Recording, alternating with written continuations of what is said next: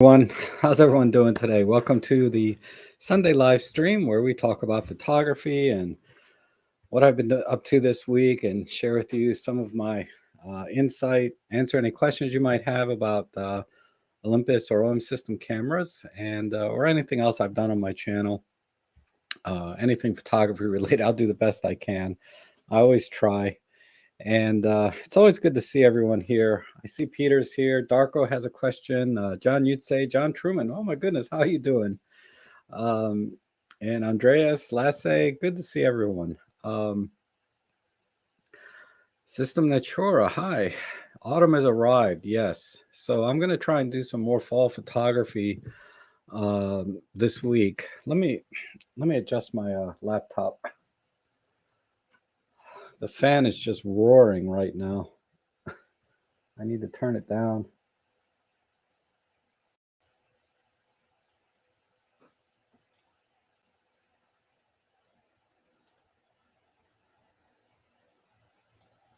All right, that's acceptable. Sorry about that. You probably couldn't hear it anyway, but it was bothering me. Anyhow, it's been a busy week for me. Although I haven't been able to do much online on YouTube, but I've been busy getting ready to put some videos out. So look forward to some videos this week and hopefully a few more before the end of the month. So I plan on doing at least, I'd say 4 videos before the end of the month outside of, the live streams. And 2 or 3 of them will probably be just product reviews. And then one will be sort of a hybrid product and tutorial. So, and these are products I think you'll like. One is just to give you a short preview, one is a set of LED lights that I got sent that really makes doing studio portrait type photography really easy. And I also have a fisheye lens coming, and I'll show you a couple of, well, maybe one shot I took with it, maybe two. I didn't get a chance to use it much. I took it out yesterday, but I only got to use it for about 5 minutes. But it's a 4mm fisheye, so it gives you a full circular frame inside a micro four thirds camera. But I can't judge the sharpness or anything yet because I just did a couple of quick snaps and I didn't even bother to focus. I wasn't even thinking. I was just so distracted by so many things. I went out with the photo club yesterday to one of the parks, and I'll show you a few images from that.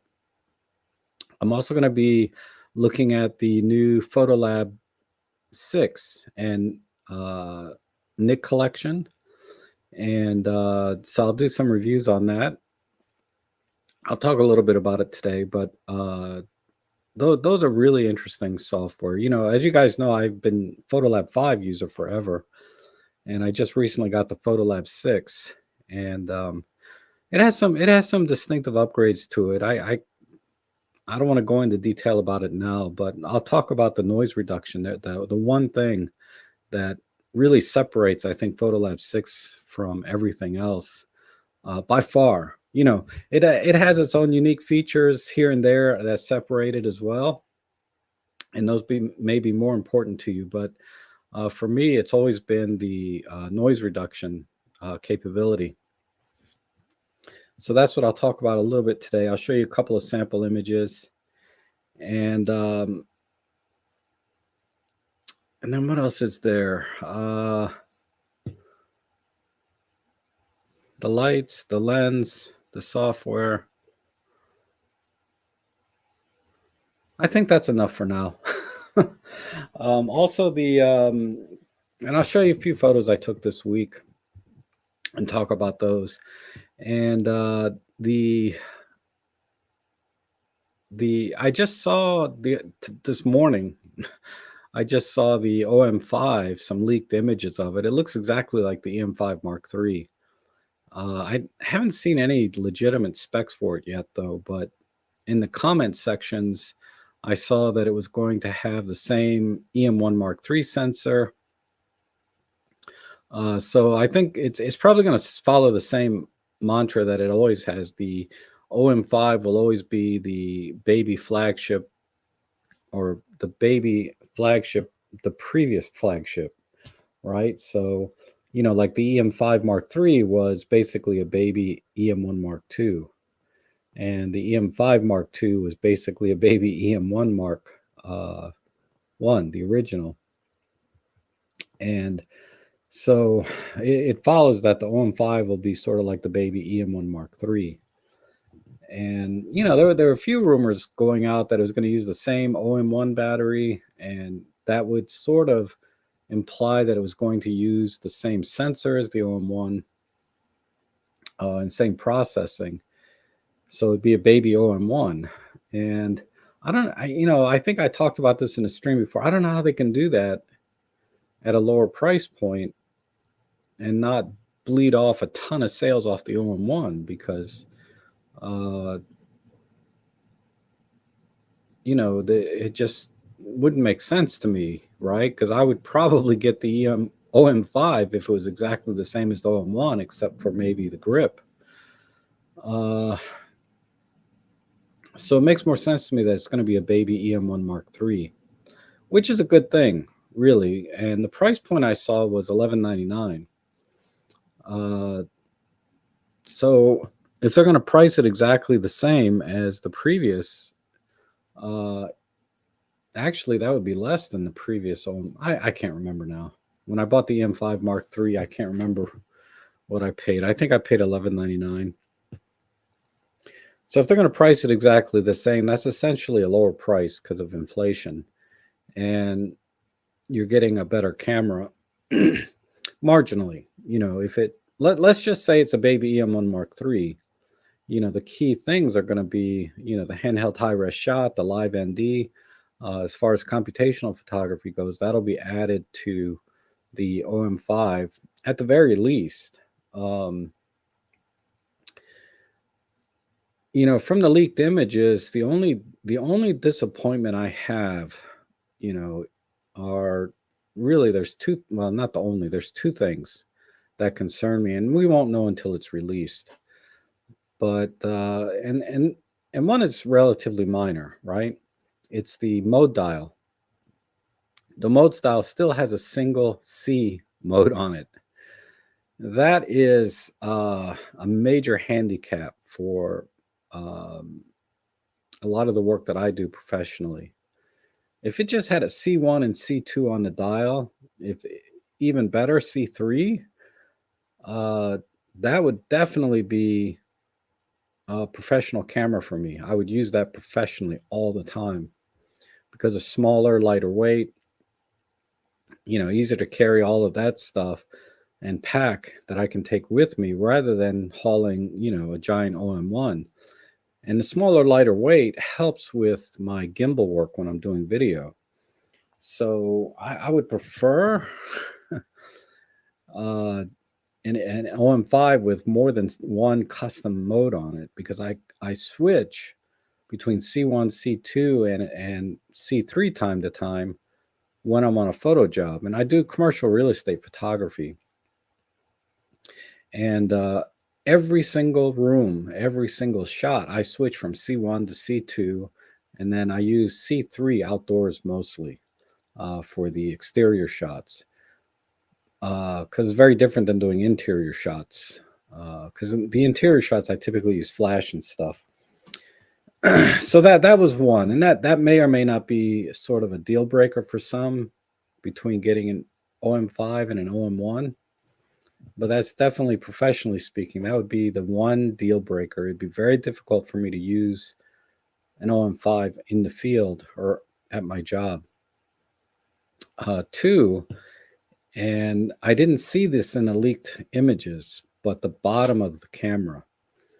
Now, I don't think it's a major problem, but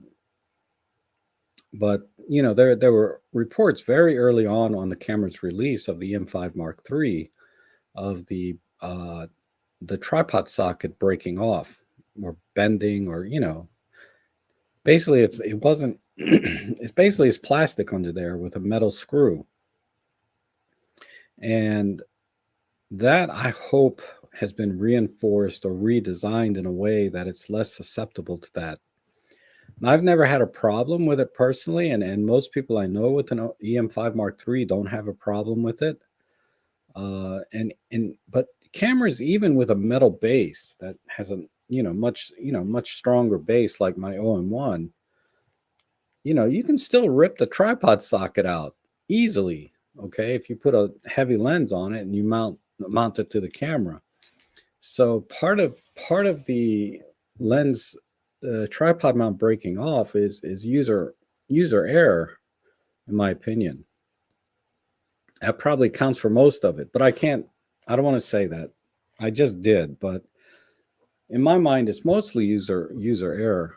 But either way, I've heard reports where it's broken off with moderate use, right? Normal use, normal wear and tear. It should not break. And you don't really hear that on any other camera, right? So I think that is the only weak spot on the M5 Mark III. If I had to name a weak spot, would be the tripod mount. And to that end, I always use a full base plate on the bottom to distribute the tension that might be put on the tripod hole. I do that with really all my cameras. As soon as a full base plate, a custom full base plate is available for the camera, I always get it, regardless of the camera build, whether it's my EM1s, my Canons, my Fujis, every single camera I own that I use on a tripod on a regular basis, I get a full base plate for it, custom made, so it fits right. You can get to the battery door, so it doesn't interfere with your workflow. That's why you want to get a custom one, because if you get one of those generic ones, it can interfere with your workflow, changing batteries, changing memory cards, lining things up and centering it on the tripod. If you're doing like panoramas, generic ones have some workflow issues that, while functional in protecting the tripod mount, it can interfere with your workflow, right, in the field. So I always do that, and I've never had a problem with breaking a tripod mount, regardless of camera. And I've seen, high-end professional DSLRs with broken tripod mounts because of user error, in my opinion. So that said, what is the marketability of an OM5 if it's basically a baby EM1 Mark III? It's going to be like really any Micro Four Thirds camera, in the sense that the only people going to buy it are probably already Micro Four Thirds users. I don't see it converting anyone or from a full frame or any other system, or do I see it as an entry-level camera because of the price point? So this is going to be probably an excellent backup camera for those that shoot Micro Four Thirds professionally like myself, or sort of an upgrade camera for those that still have a Mark I or Mark II version, or any other Micro Four Thirds camera, lower end Micro Four Thirds camera. It'll be a really nice upgrade. And so I feel like that'll be the main customer for it if it's released as a baby EM1 Mark III. So those are my thoughts. I mean, I as you guys know, I don't have to hype Olympus or OM Systems because I can buy, I'm not an ambassador or anything, and they don't sponsor me or anything like that. I'm just a guy with a camera, just like you, right? Trying to find the best gear that's suitable for the kind of work and photography that I do. And Micro Four Thirds is just a perfect format for me, from my personal photography to my professional work. It fills every need that I could possibly want, with the benefit, mainly because of the benefit of the small size compactness of the lens systems and the range of lenses we can select from, all of that good stuff. It's just an amazing system, and I hope Micro Four Thirds, really can get a little bigger market share than it has now, because there's so much hype around full frame systems, and marketing and advertising. You have the heavyweights of Canon, Sony, Nikon out there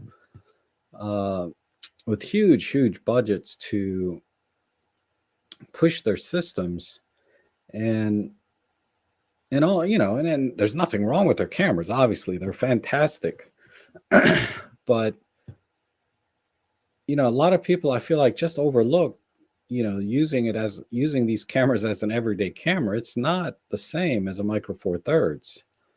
If you want that compact, lightweight system and still get excellent image quality, and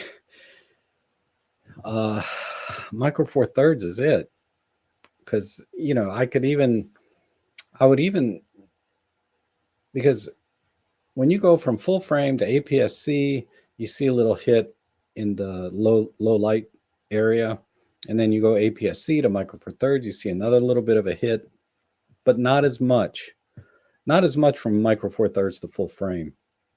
There's definitely a big difference there, but between APS-C and Micro Four Thirds, I didn't see much difference. I know, like my Canon M50, and my OM1 or EM5 Mark III, whatever, the image quality in low light is essentially the same. And of course, software like DxO has mitigated any differences at all. So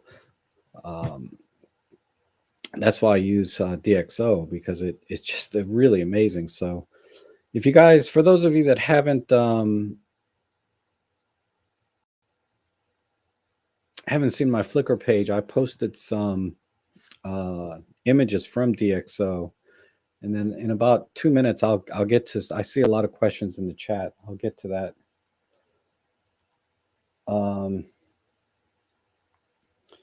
This is one here, right? Let me see if I can expand this out.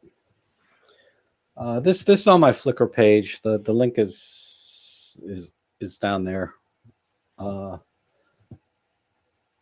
But here I use Lightroom to denoise the image. This is the raw image straight out of camera. This is my Pen F at 25,600 in low light. And this image is actually pushed 2 stops.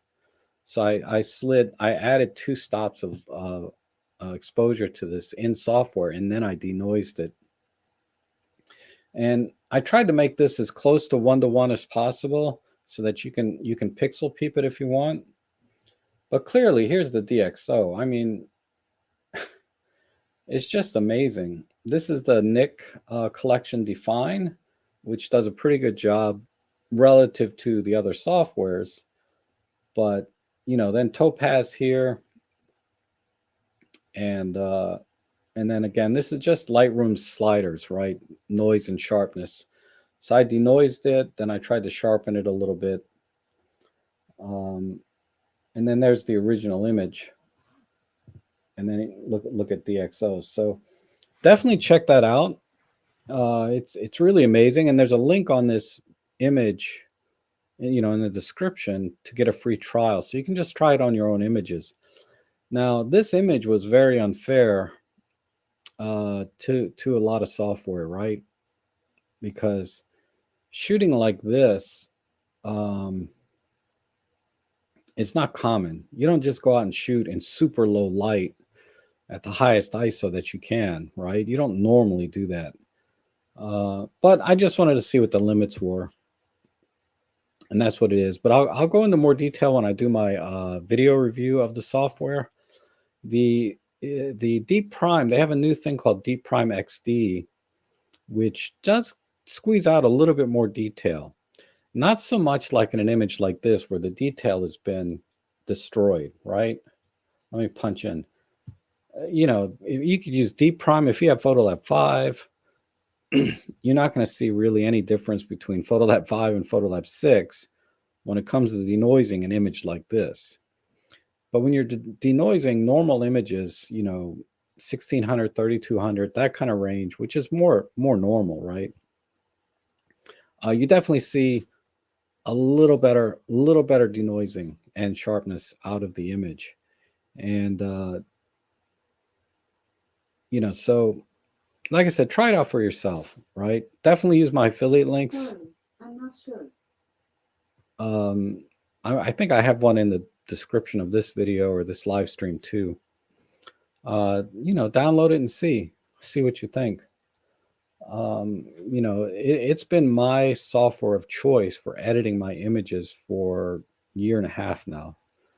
And I just don't see myself using anything else. And I've tried, Topaz, has its advantages of working with just about anything. You can throw a JPEG at it and it'll denoise it, right? And the Topaz AI sharpening is really good.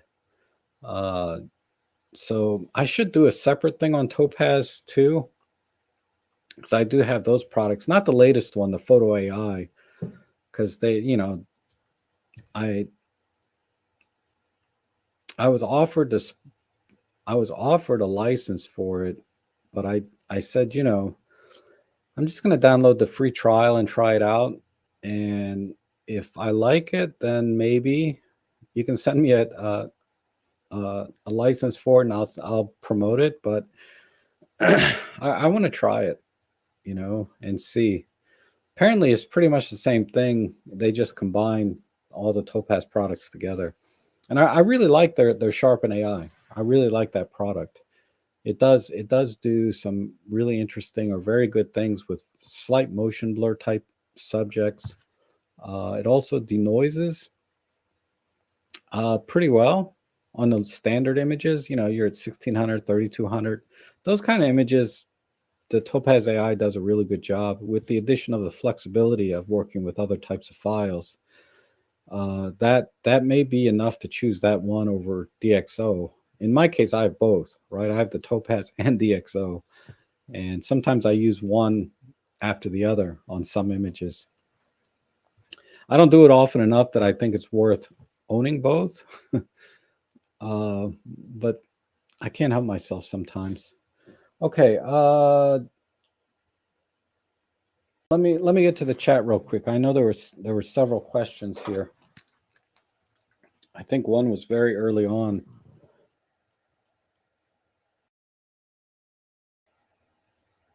Give me a second. Basil's here. Rob, oh my goodness, Robin Wong, how are you? I didn't see you come in. A high pitch. Oh crap. Hold on. Let me see if I can fix that. If I move this microphone away from that device, it should be less. The high pitch sound is right at 11 or 12,000 hertz. I did isolate the frequency of that high pitched sound, but I thought,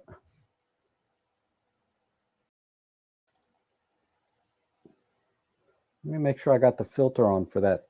I used a notch filter to cut that out.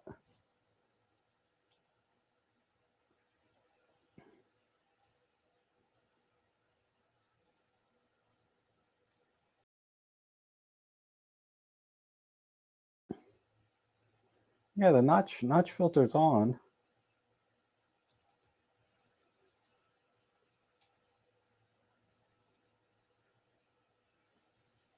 It should be knocking that out, Robin. I'm sorry. If it's not, if you still hear it right now, let me know. But it should be gone. I can't hear it myself personally. I have to use a spectrograph on the audio to see where that particular frequency is hitting, and it's very clear in the audio.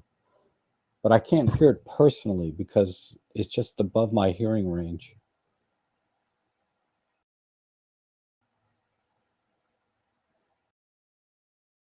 Yeah, System Mature has the same issue, right? And Darko says, photons to photo demos cameras dynamic range on graphing. I've seen that site a couple times. I mean, it's a little bit too technical for me. And there's too many exceptions, you know, and when you read the footnotes, they're like, well, you can't compare this with that. You can't do this. We're doing this. You know, it's like, it's not important to me anyway. And Plato thinks that Canon made a big mistake by not allowing third-party lenses for their R mount. Yeah, it's unfortunate. You can still get the manual lenses, right? But just nothing autofocus.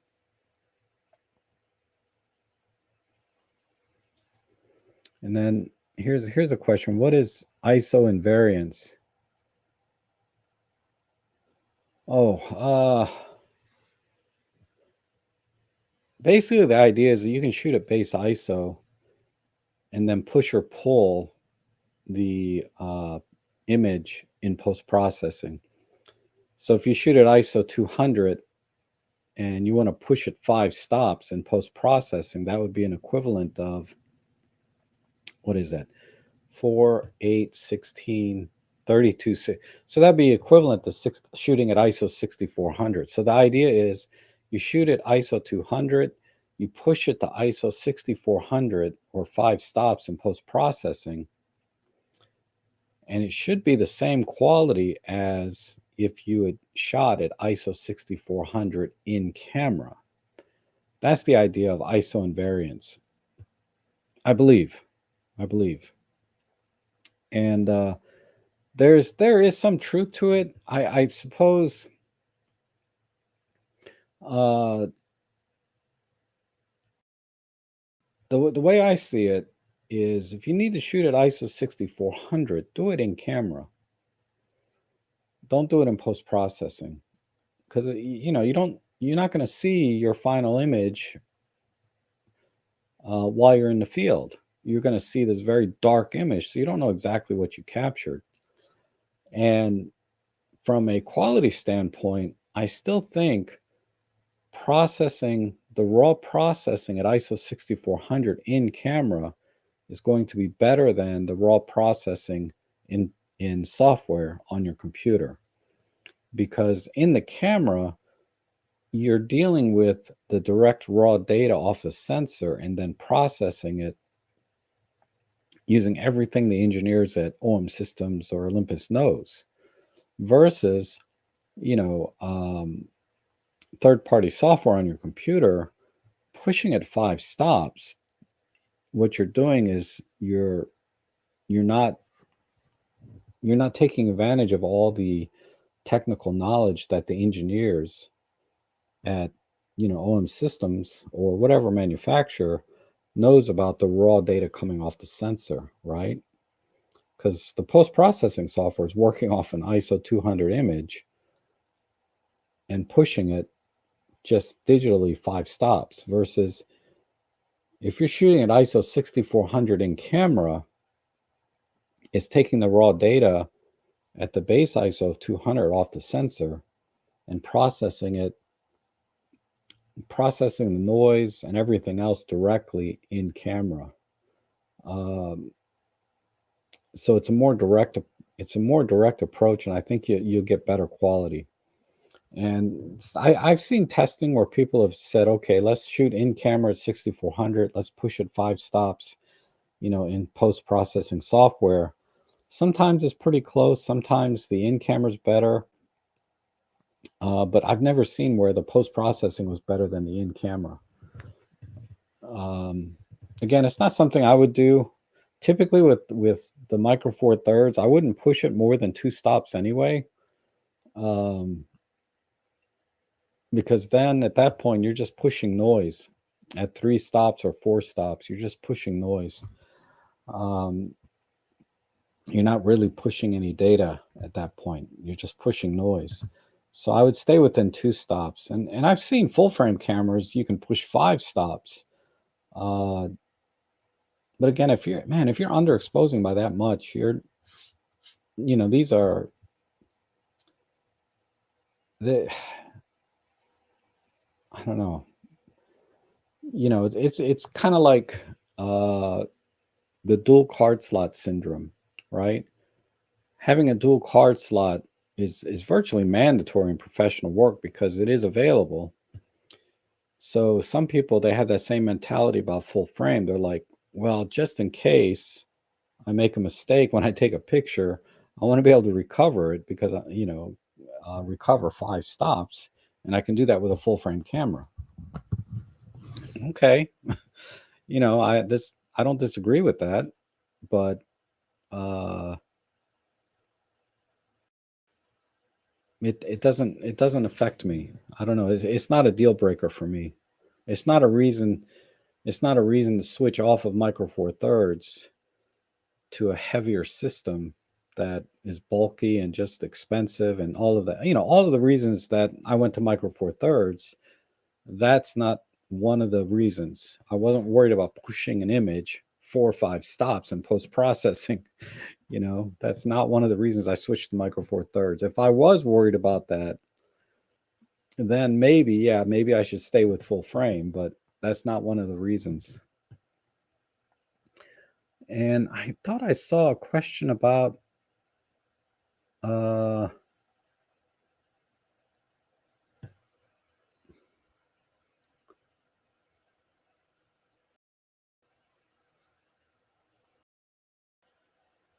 damn it, about the Astahori lens.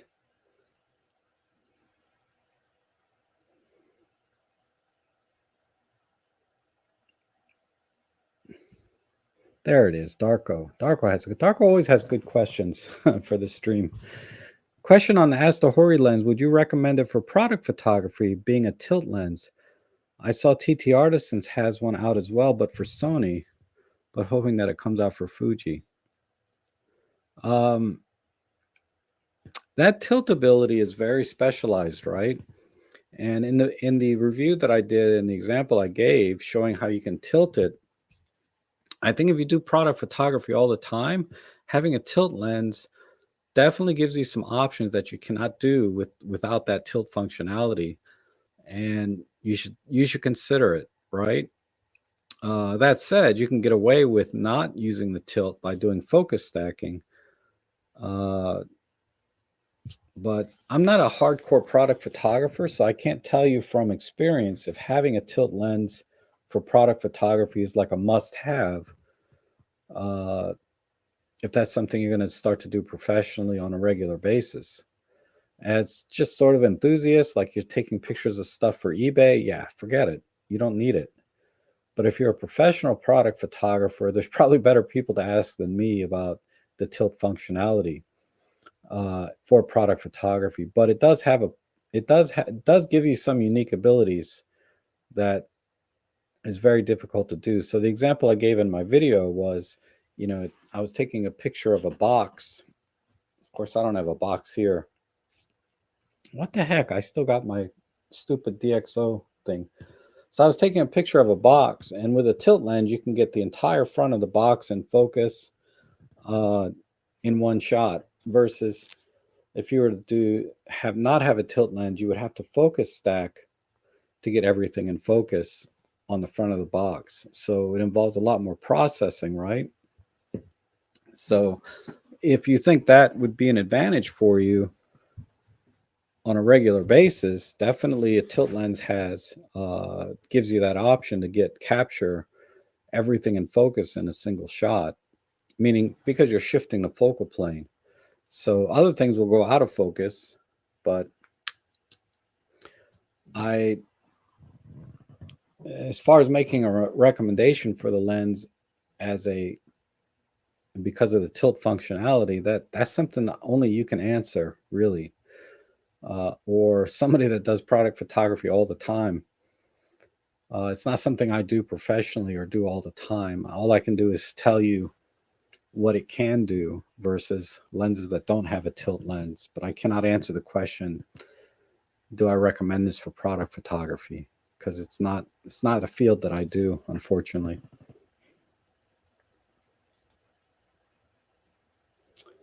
And let's see, was there anything else I missed?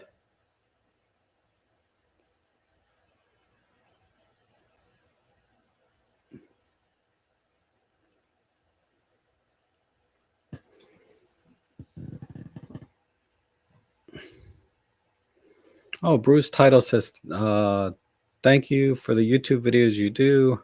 Helped me get started. Awesome. I'm happy to help. I'm going to do some more portrait stuff this week.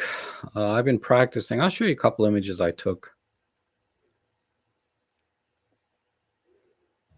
And Plato saw my comparisons on Flickr. Yeah, they are pretty amazing.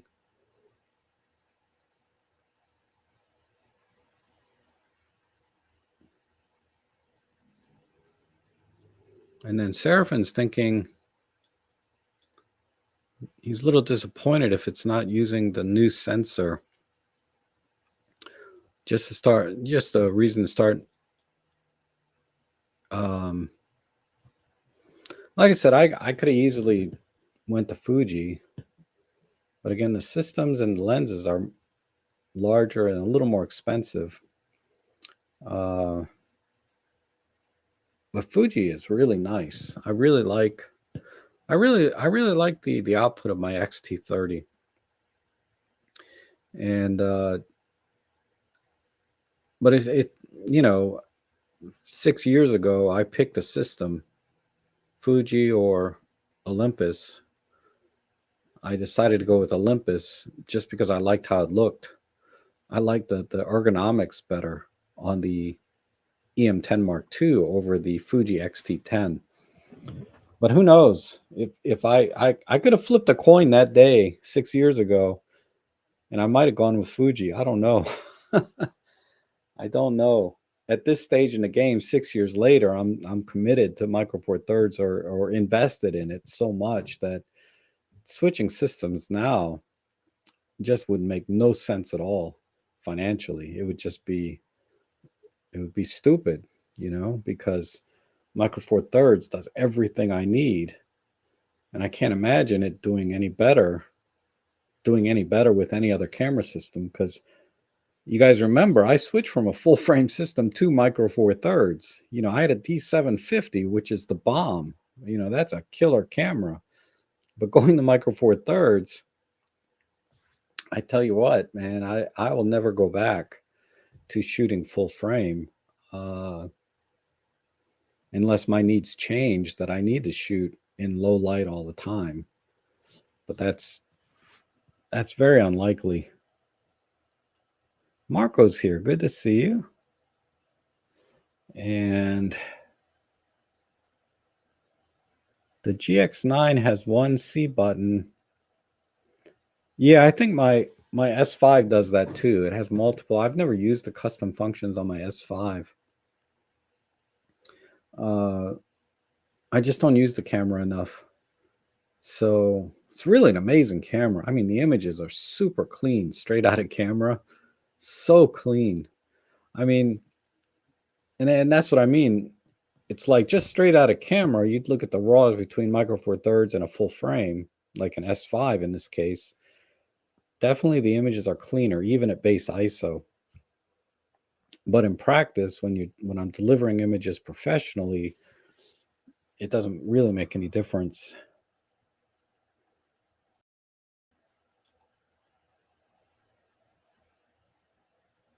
But as far as the GX9 goes, yeah, one day I'm going to have one.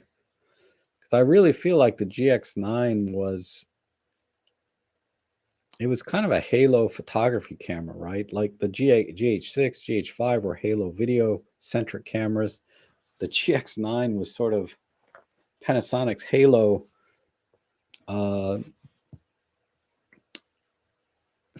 photography centric camera. There's just no reason for me to own one, at this point. It would be a luxury purchase. I've talked about another luxury purchase I made. I was going to do a whole video on it, but maybe I'll just show you in the stream, right? I mean, nobody really cares about my luxury purchases.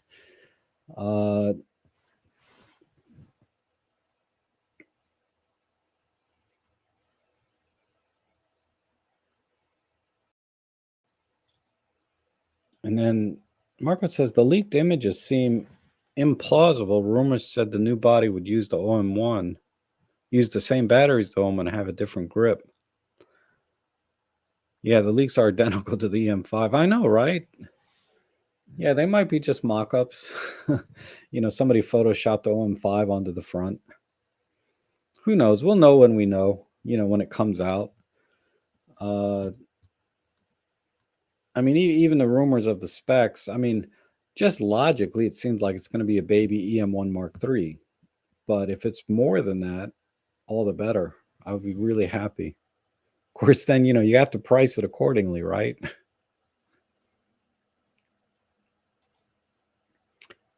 And Darko says, I miss my EM1 as it died this summer. Even the OG EM1 was so awesome. I don't know what OG means. For bird photography, as I set it up until Rob Trick showed a vid us, got us, and I got keepers. I'm not up to all these short acronyms and stuff that people use. I missed out on an amazing evening one night because I didn't know what LMK meant. Basically, they invited me to like basically a happy hour. Let's just call it. I was invited to happy hour, drinks and food and all of that. And that they in their string of emojis and other crap that they put in there, they put LMK. And I had no idea what that meant. Now I know. Because when I saw him a couple of weeks later, I was like, what the hell did you text me? And he was like, well, why didn't you text me back? I said, well, I text you back, okay. I just text back, okay. But I should have texted him back and says, what the hell are you talking about? But I text him back just to let him know I want to go. But he was like, the way he worded his emojis and acronyms, I guess the way I responded implied I wasn't going to go. So, words, people, please, when you text, if you're going to text me, please use words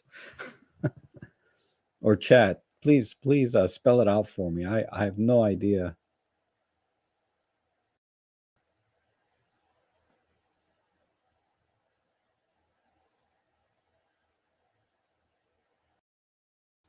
Yeah, I'm waiting too for my OM1. I'm just using a generic plate here.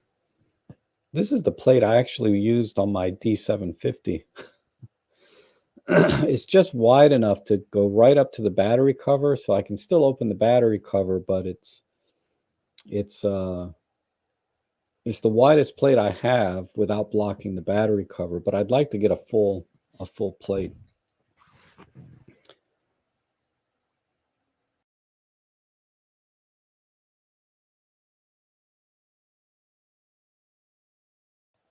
I'm guessing the tripod. So on the EM5 Mark III, we were talking about the tripod socket issue being fixed. No, I had a friend.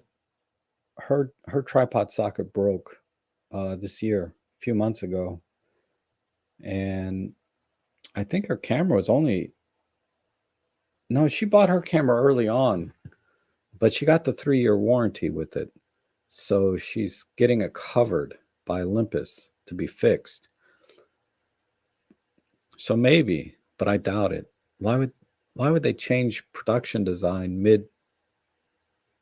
midstream? I mean, I know you can, but maybe it's been fixed, but I don't know.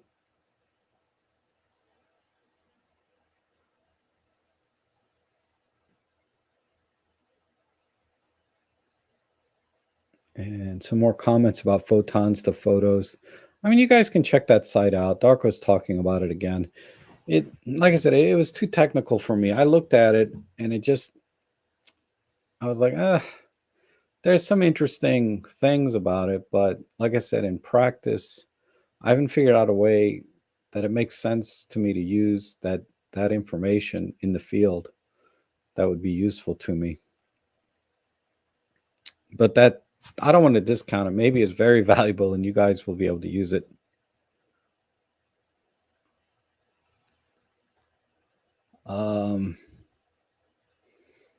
Gary is here. And his name is Gary. Good to know. How you doing? And Basil's upgrading the DX06 today. Awesome.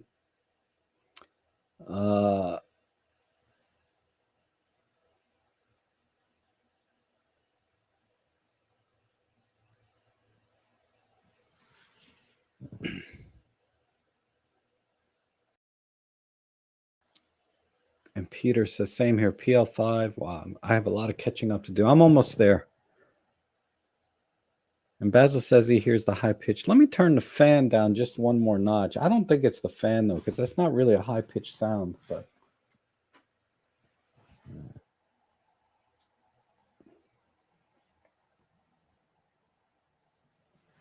okay, now I have the fan and the microphone close as I can get.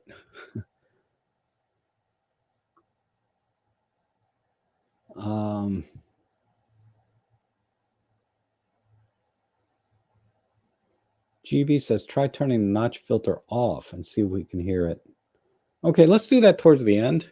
I mean, it would make more sense to do it now so you don't have to listen to it all stream. But if I start messing with settings, I might mess something up.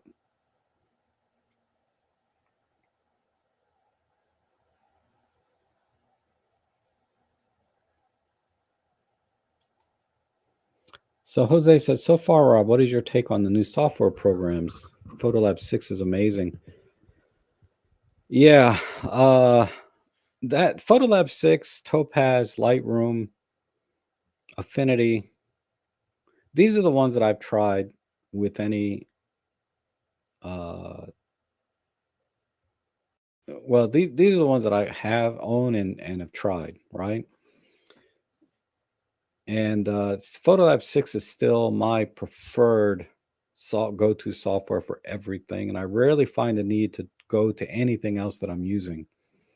I keep Lightroom and Photoshop because the workflow for my professional work is very smooth in that package. But that said, I still denoise and do the optical corrections all in Photolab before I start working with the files in Lightroom and Photoshop. But Lightroom and Photoshop has a workflow in my professional work that I can't do in anything else, not even close. Another really good one is Capture One that I tried. Capture One is really amazing, and it has a very different workflow than Lightroom or anything else I've used. They have dials and things and color wheels, and at first there's a little bit of the learning curve for me was a little bit steep at first because I'm my muscle memory and everything was for Lightroom, right? But once after a few days, I really found Capture One to be very intuitive to use and very and the results were amazing. The what's it called? The demosaicing of the raw images in Capture One, I think, are probably the best of all the software I've tried. Now, I haven't compared Capture One to DxO because DxO is definitely superior to Lightroom, but so was Capture One. Capture One was superior to Lightroom in terms of demosaicing the raw image and then editing from there. But I didn't switch to it because at the time, this was a couple of years ago, the workflow issue between Lightroom and Photoshop for me, Capture One just can't do it either. And so that's why I didn't bother. And it was like $300 versus, some $10 or $15 a month for a perpetual license. The cost wasn't so much of an issue as it was just the workflow. Now, the noise reduction in Photolab 6 was so good, the deep prime, Photolab 5, Photolab 4, Photolab 5, now I have Photolab 6. It was so good over anything else I tried. Nothing even came close, including Capture One. Because I did denoising. I compared the denoising in Capture One with Lightroom, and it was it's about the same, right? Maybe some were better on some images, etc. But everything evened out. I was like, okay, noise reduction is what it is. But Photolab was just took it to a whole different level for me. And so that's why I use Photolab 6. Affinity is really affordable and does everything. It's a pretty powerful photo editor, has really amazing focus stacking ability. I can't recall if it does panoramas, but I know the focus stacking is really amazing. So I think Affinity is an excellent budget option. Uh, Another software is Adobe Photoshop Elements, which you can buy standalone. But the problem is they update it almost every year. And if you get a new camera, it's unlikely it's going to get supported. And you have to buy Photoshop Elements again. But if you don't buy cameras every year like I do, it's like Photoshop Elements. I used that for several years before going into Lightroom. And what I like about Photoshop Elements, it does almost everything you could possibly need to do. And it has a cataloging feature if you like to use a keyword-based type photo management system. Because there's keyword-based and then there's a hierarchical base, right, that you can use. If you're more of a hierarchy type data asset management type person, Photoshop Elements is not that big a deal. But I need to use keywords. I'm more of a keyword type guy, just how my brain works. And I like the database functionality of Lightroom, Photoshop Elements. Uh, that's a big thing built in. So I recommend to most beginners to get Photoshop Elements.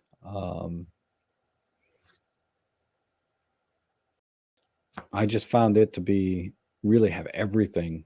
It has stacking, panorama, face recognition. It has everything. You can do layering. You can do everything in Photoshop Elements. It does it does a lot for like $80 full price. It's pretty amazing. But if you don't need all that, Affinity Photo is a good editor. I bought mine for like $25 when it was on Black Friday. Black Friday is coming up soon, so look out if you want a really good photo editor for cheap. Affinity is really good, but it has its limitations. It has no photo catalog management system, so you pretty much have to use a third party or develop your own hierarchical system in your file menu, etc. Anyway, that's what I think. And there's also the Luminar suite or whatever. I can't keep up with them. They keep changing Luminar to, I don't know. They have so many things. It was way too confusing for me. I know some people really like it because it was more intuitive for them. The way the layout was and how to do editing and stuff was very intuitive for them, and they liked it in that respect, and they were able to use it right away to start editing photos. But for me, it didn't work for me. Mentally, I just couldn't work with it because again, I was so ingrained with Lightroom and Photoshop, and going to Photolab 6, it's very similar to Photoshop to Lightroom in a lot of ways. So it wasn't a big transition. Capture One was very different than Lightroom. Okay, that's all the ones I can think of off the top of my head.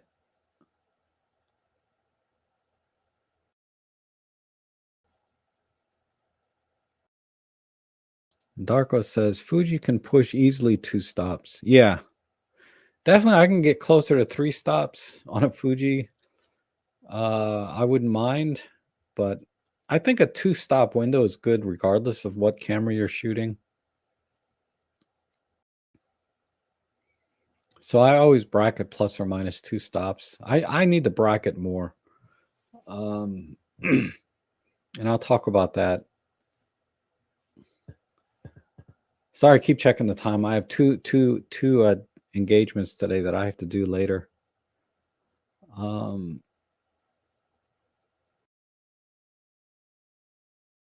Rob Trek, if I had not gone down the Micro Four Thirds route, then the only other option I have come across that is small and produces excellent results for wildlife is the Sony A1 camera and telelens. Yeah. Yeah, I've seen some amazing stuff, but that's that's that $20,000 combination, right? It's like 6 or 7 grand for the camera, then another 13 or 14,000 for a lens. Money no object. Yeah, Sony A1, man, all day long, but wow.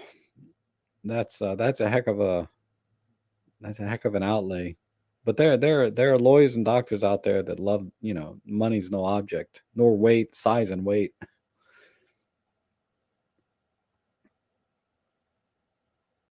I mean, the Olympus 100 to 400 with the teleconverter, that's a pretty sizable lens. But yeah, that people love that thing. I don't know. I think if it was closer to half the price it is now, I might consider trading in one of my kidneys for it, but at $7,500, that is a hardcore luxury item. Jewelry shots, okay, yeah, jewelry shots with a tilt lens. I don't know. I don't think jewelry is a little bit different because jewelry has a lot of texture. It's not a box, right? If you're doing, particularly if you're doing necklaces that are really long and the chains weave around, a tilt lens might be an issue. But I'm just not a product photographer. I can't. I'm going to do some simple product photography with the lighting setups that I'm going to do this week for one of my videos. But they're like cameras, right? Cameras and headphones, things that are a little bit larger, and I can just use like F11 and get everything in focus close enough, because you don't need to see 100% in focus on products like this. But jewelry, you need to see 100% in focus. And sometimes even shooting F11 is not enough, particularly with longer jewelry like necklaces and things. I'm just thinking it through. If someone asked me to do a product photography shot, I'm not telling you from experience. I'm just trying to think it through. What would I do with jewelry? I wish I could give you a better answer, but I cannot. It's just not my field. Oh, Randy's here. How you doing, Randy? Had an awesome storm chase yesterday. Cool. And Jose says, I've been using my OM1. Yeah, I think he mentioned you just got that. That's awesome. It really is a great camera. I have no regrets at all.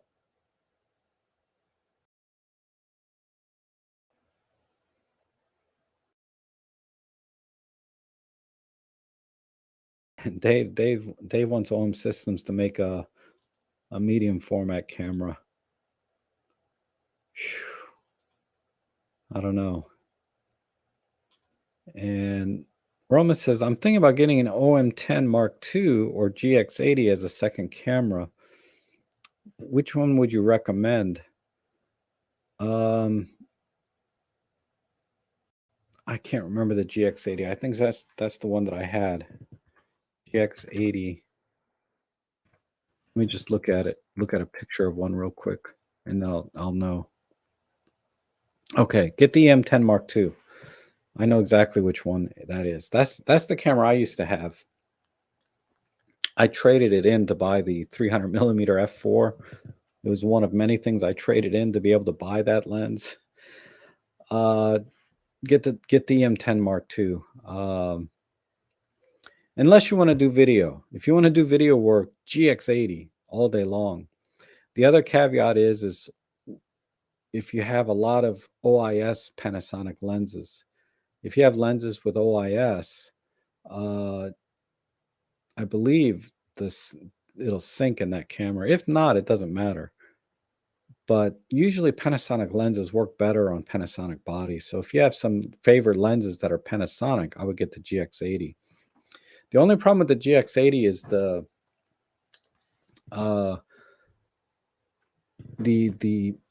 and these are very, very small, minor things, okay? These are not deal breakers in any way. The autofocus in the GX80 is not as good as the EM10 Mark II. The EM10 Mark II definitely has better autofocus, particularly in low light. It locks on faster, and sometimes it can lock on things that the GX80 I had no hope of locking on. But that's a minor thing. You know, use a little faster lens or don't shoot in low light, low contrast situations, right? Because that's not very common either. But I did notice when I was doing street shooting at night, the GX80 struggled more than my EM10 Mark II. The other thing is the EVF in the GX80. The EVF in the GX80, some people have a problem with it. I did not personally. But the GX80, I don't know what the technology panel is inside there, but if you're not looking directly straight at the EVF, people said they can see tearing and smudginess, and it's not clear. Some people said it's never clear for them, particularly if you wear glasses, because then you can't put your eye right up to the EVF. So check the EVF if you can. If you're buying these sight unseen, there's no way to know. So I just have to tell you my experience was I did not have a problem with the EVF on the GX80. I could even, be a little bit off center and I could still see what was going on. And that said, side by side, the EM10 Mark II EVF is better. It's clear. It has a solid OLED display in it. And it was clearer than the GX80 every time. But it's very minor. For me, that would not be the deal breaker, right? Personally, for a lot of people, the GX80 EVF is a deal breaker because they cannot see the frickin' image. It's blurry or tearing or whatever. I didn't have a problem with it.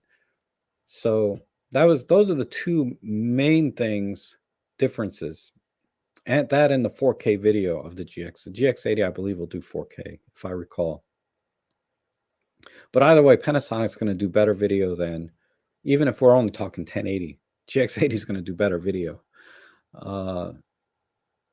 Marginally better. For me, it's not a deal breaker, because if I were to use those for video, it'd be for vlogging. It wouldn't be for any professional work.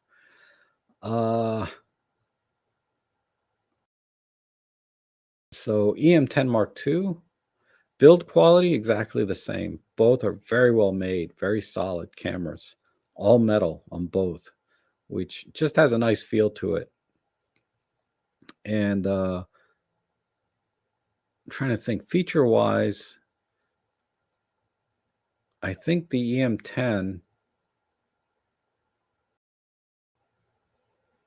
I think the feature set's better too. Like it definitely has, well, I didn't use the GX80 enough to really distinguish the feature sets. So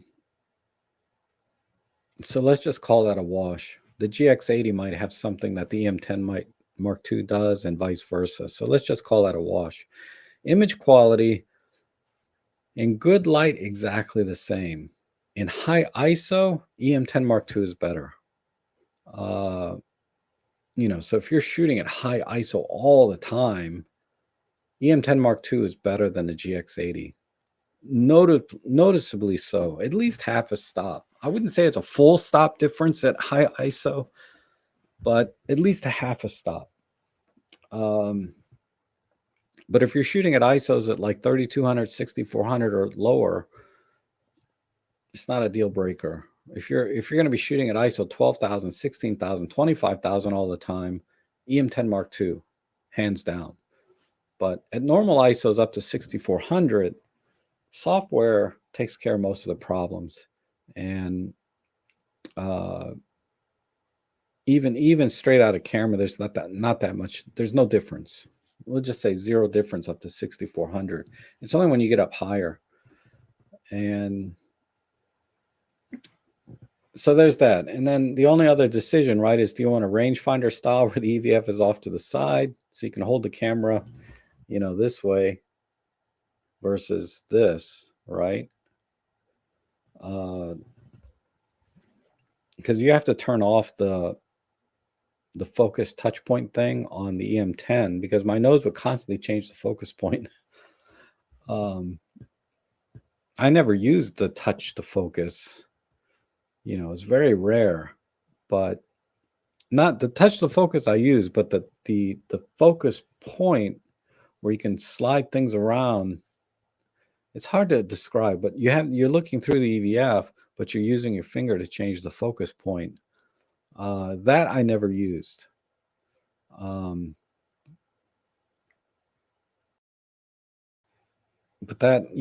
that's really minor. I'm trying to think. I think they both had the same kind of tilting screen. They didn't fully articulate out, so that's equivalent. The rear screen quality is the same. There's no difference.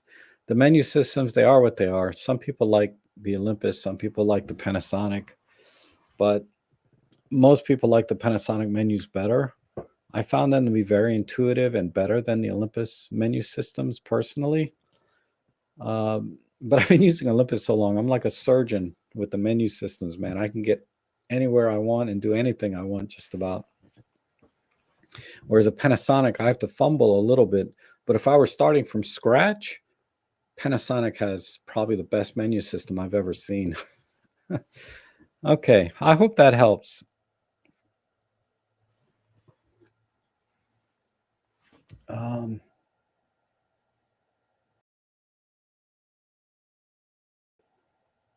The Fuji X-H2 has 7 custom mode dials. See, Fuji, I guess they're known for listening to their user base, right? And I guarantee if I was a Fuji user, I'd be like, yeah, the more custom modes, the better. I mean, I find myself using, all 4 custom modes. What's my OM1 have? Yeah, 4. I end up using all 4. I mean, I don't have to. There's workarounds, but yeah, 7 modes. I'll take it. For me, some people don't care about custom modes. They just shoot aperture priority or manual mode, and they're good. But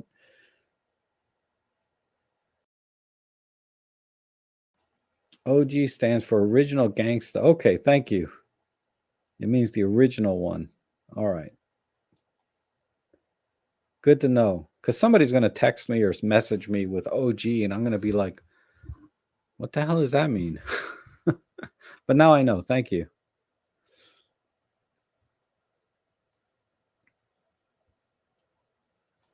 And Randy bought a tripod collar. Okay. Yeah. I don't know why all tripod collars just don't have standard Arca Swiss built in. That's another thing. Makes no sense to me.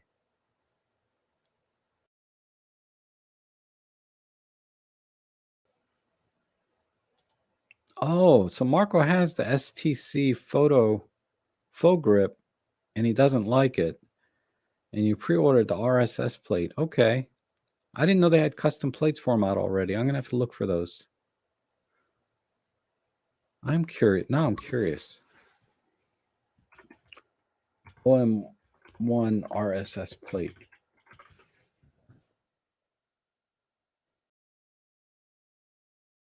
Oh, RSS stands for really right stuff. That's right. $165. Holy crap.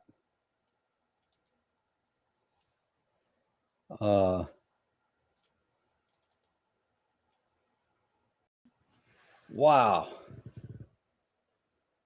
Wow, that's a boatload. Let me see what it's got though. I wish it had more quarter 20 screws in the side part here. Oh, and the side thing slides out, so you can. What a train wreck with the cables.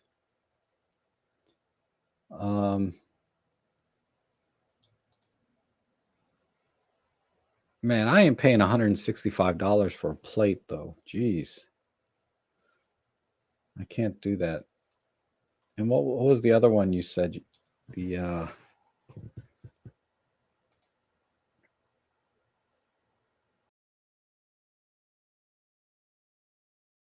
I lost your chat message. Dang it. I can't remember the other one.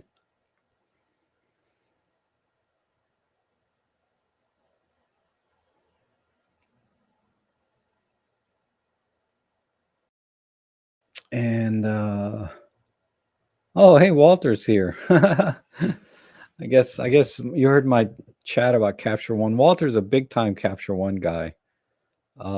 He does a lot of training and education for Capture One, and he has a YouTube channel where he has some of his tutorials on Capture One. So definitely check out Walter Rowe Photography on YouTube for some Capture One tutorials. It also has a really good focus stacking and all kinds of stuff. It's a great software if you just want to do you know, edit your images. But if you have a certain workflow, man, it's Lightroom Photoshop works for me.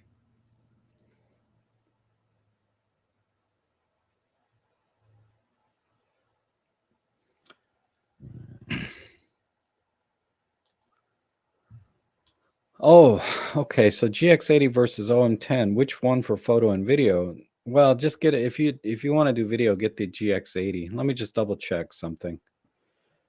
GX80 specs. Let me just look at the specs real quick. I never used it for videos, so I can't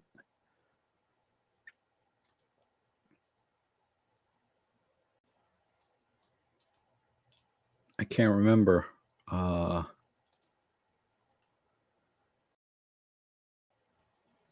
Sorry, I should pull up what I'm looking at here. Let me zoom it in.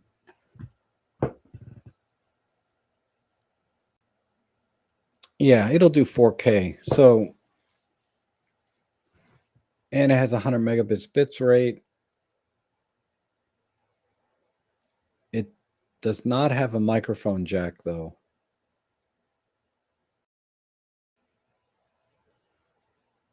But neither does the EM10, right? But this one, you know, hands down, if you're gonna hybrid photo video, get the Panasonic, no question, over the GX80 over the EM10. Just since you clarified that a little bit, I would say GX80. No question for me. No question about that.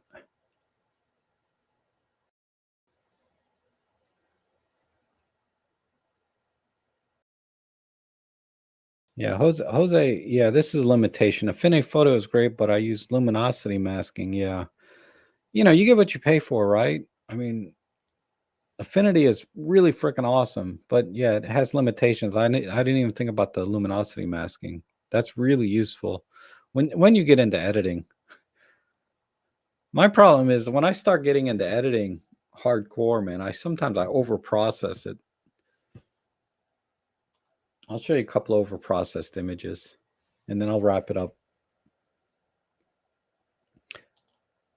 Oh my God, Corel. No, I tried Corel a couple of times. So it was, I had a hard time. I don't recommend Corel at all. On One Photo raw looks nice. Yeah, maybe I'll download the trial for that and see.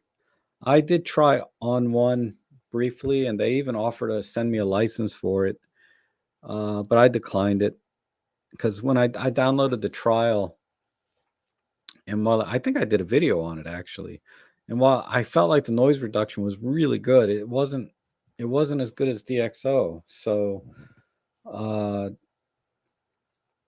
that's the only software I'm going to ever promote on my channel until I find something I think is better.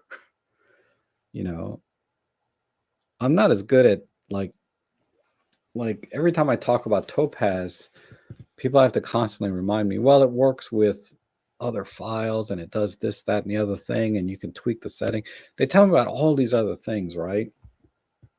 that makes sense to people that are looking at different choices. Everyone's needs are different, right? Uh, but the thing with Photolab and Deep Prime is it's like you click a button and you're done. And when you have Photolab, you can tweak the sharpening, because some people say it over sharpens, and I agree with that. It can over sharpen sometimes, uh, but you can tweak the sharpening in Photolab, so it's not an issue if you want to. I rarely have to tweak the sharpening to make it less sharp. Usually, I tweak it a little bit to make it a little bit sharper,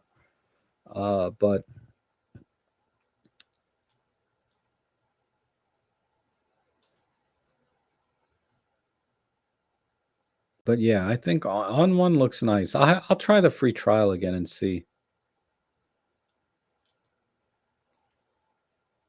And what is the best camera for eBay? If you're talking about doing product photography for selling stuff on eBay, a camera is not important. You can use just about any camera. Uh, what's important with eBay and product photography in general is the lighting. You really need to master lighting your product, uh, so it looks really good. And so I wouldn't worry about the camera if you're talking about product photography. The only considerations you have to look at are you know, if it's an interchangeable lens camera, it's not a big deal. You buy the lens that but what you need to look at is the close focusing distance and macro capability of the camera. I used to use actually a bridge camera for my eBay products, and it was fine because I had the lighting. The lighting was the most important thing. So if you have a camera, particularly if you have a bridge camera, even your phone, or interchangeable lens camera, it doesn't matter. Lighting, I would invest in lighting. Get one of those soft boxes, big white soft boxes that you can put your product in. Get some really good LED lighting uh, for it, and that's where you should spend your money. I'd say 300-400 bucks. You can get a really amazing setup for product photography, including all the lighting, the softbox, and everything.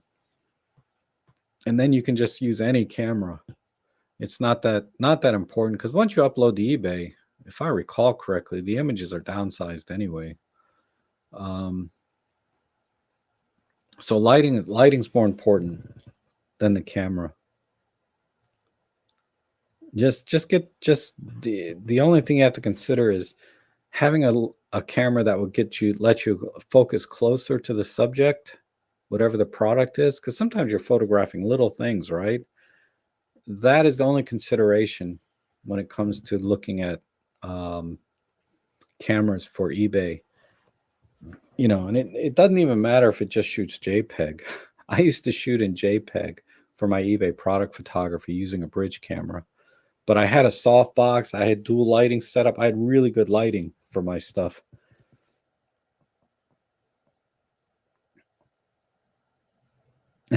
Two engagements. Engagements, I should say I have two engagements. That's the right word, right? I'm meeting with my family for lunch, and then after that I have to go shoot an event. I'll share with you the photos. I'm doing an event today with David Crooks. David is here, by the way. How you doing? Focus stacking, yes, definitely. Focus stacking is, if you know how to do focus stacking, you just have to be careful when you're stacking. I've noticed, and I don't know if this is user error or I need better software, but I use Photoshop for focus stacking, and I get holes in my stacking where, like, let's say I have a string of diamonds and I do focus stacking. One of the diamonds will be out of focus after I focus stack. So just to give you an example. So again, it's not an area of photography that I do a lot, that I can that I can narrow down where the problem is, if it's just me or if it's the software and I need better software. But focus stacking, when it comes out right, comes out perfect, because I've done focus stacking, it was perfect. And in those situations, yeah, like I was doing focus stacking for one of my watches, and the watch, you have it on its stand, and I was able to focus stack the entire face of the watch, the bracelet, everything perfectly. Maybe I'll do that in my video. I'll do a stack for one of the watches. Kind of goes beyond the scope of what the video should be about. It's really about the lighting. I'd have to do a separate video on stacking for product photography. But again, it's not my area.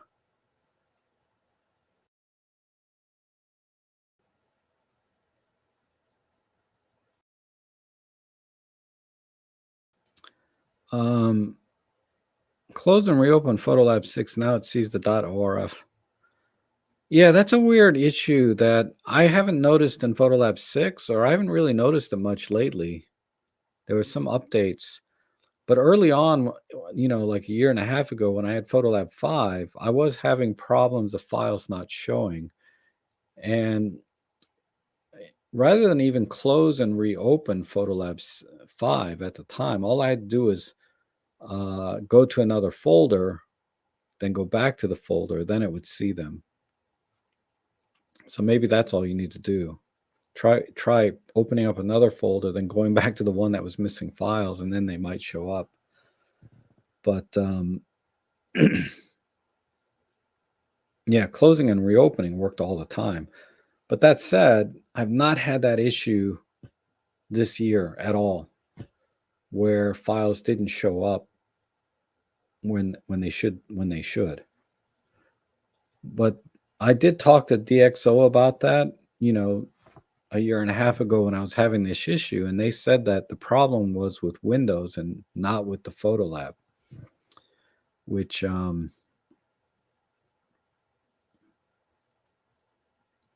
don't know. That was a weak answer, in my opinion. I mean, I could see where Windows might be the problem, but Photolab has to keep up with these issues somehow and find workarounds. Because I've never had a single issue ever with Lightroom, but it uses its own cataloging system, whereas Photolab doesn't use a cataloging system at all, right?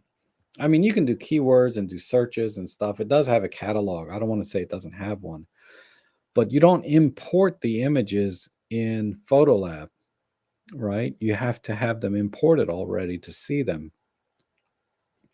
And there's something about having to import them separately where Photolab is not seeing the images because of the way Windows imported them. I don't know. Whereas, Lightroom, you import them directly, so Lightroom catalogs them and knows exactly where the photos are. And there's arguments both ways, right? There's arguments for not using your photo editing software to import your images. And then there's arguments to import your images using your photo editing software. There's arguments for both, and they're both valid. It's just, for me, the Achilles heel of Lightroom is once you're in that ecosystem of keyword and cataloging, it's hard to get out. You can. I could right now, no problem. Because I have a pretty good, I have a background in database management from my younger days, that cataloging and keywording and hierarchical, all these different types of structures of database management, I used to do that professionally, right? So it's easy for me to switch from Lightroom to Photolab and import the images separately. I would just use Adobe Bridge, right? No problem. But for the average user, it could be a big deal. It's a problem. You're locked in the Lightroom forever, and you don't know how to use Photolab 6 without it importing the images for you. I get it. I could see where a beginner somebody that's not data asset management savvy would have a problem with that.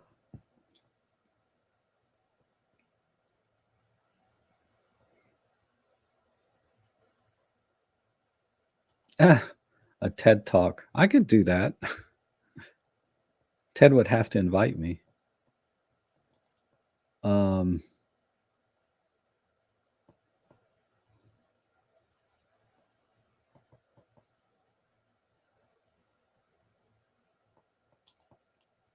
Yeah, EM10 Live Composite is really nice. But there's no username here. But what's his name? Specific to why am I drawing a blank? Roman's question was he already has a Pen F and he wants to do a photo and video. So if he's going to add video, the GX80 makes more sense. But live composite, if you're talking about photography, I would get the EM10 Mark II all day long for the live composite alone. That's definitely a very, very awesome feature.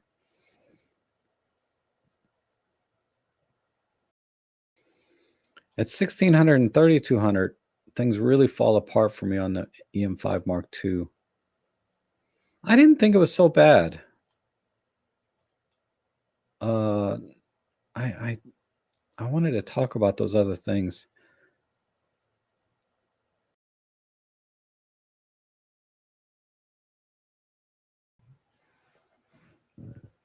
Yeah, and this is a valid point. The custom modes are almost mandatory the more complex the menu systems become. STC is here. Oh, okay. Hold on. Marco's giving me the link for that. $100. Anyway, let's see. 100 is almost doable if it's perfect. But you said you didn't like this one. What does it do? What is this side thing? Oh, this is the battery door that flips down. Here's a picture.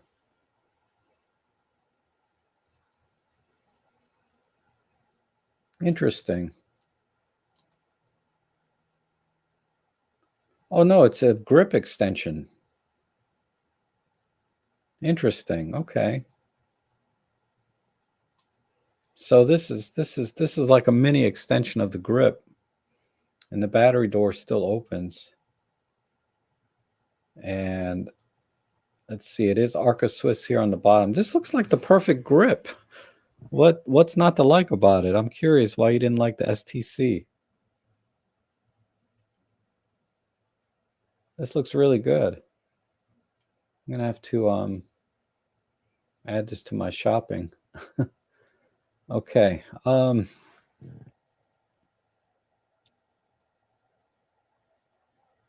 Adam Favre says, I rely on custom modes now due to a variety in shooting environment. It's funny when you run into the customization detail you think you need and realize you can't customize that. And yeah. Yeah, yesterday I was with my Pen F. Ooh, running late. I was I could not program HDR to a button.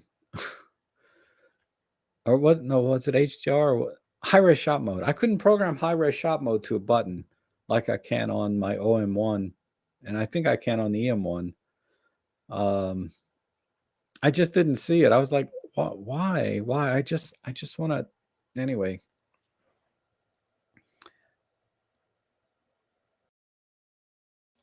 And then Marco says the problem with the STC is that it extends out from the camera grip and digs into your hand. Oh, so you don't like that extension? Okay. And honestly, that extension could be a workflow issue too. Not just digging into your palm, but if you want to mount your camera onto, say, a slider or some other type of bracketing system, I could see where it'd be a problem. Like, yeah, okay, I get it. I get it.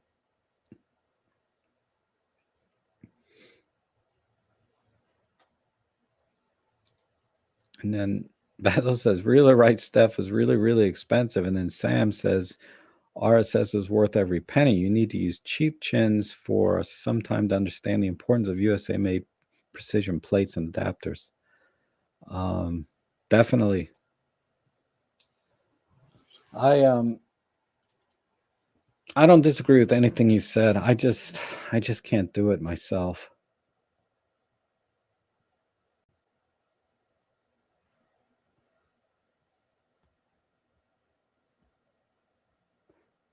Yeah, I'm waiting for a generic grip too, Marco. And then when I get it, if it's any good, I mean, that said, every generic grip I've bought, let me see, has had an issue, but not a deal breaker, right?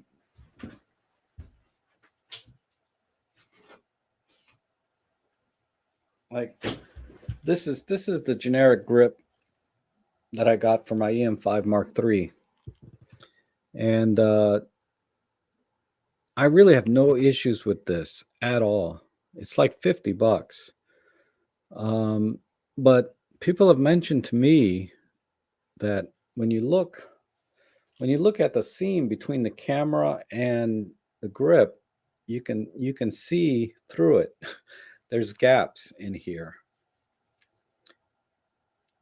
Uh, Now for me, yeah, there is a gap.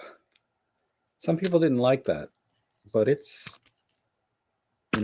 mainly it takes all the tension off that center point for me. That's what I like about it.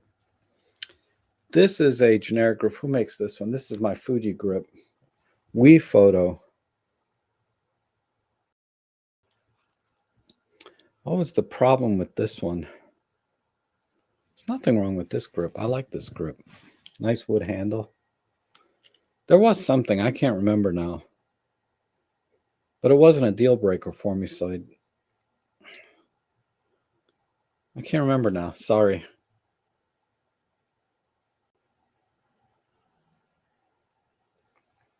But this, I got the same grip for my Pen F.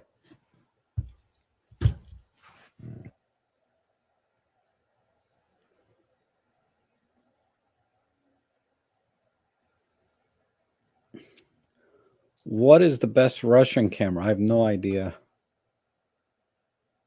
I only know about some film cameras from Russia, and they are like they are Leica 3 copies, right? And a lot of people like those. I can't remember the name of it. Let me see if I can find it. Russian Leica 3 copy.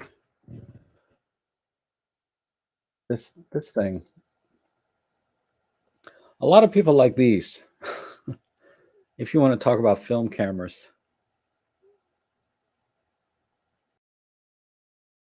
I don't have one. I can't tell you if it's any good or not.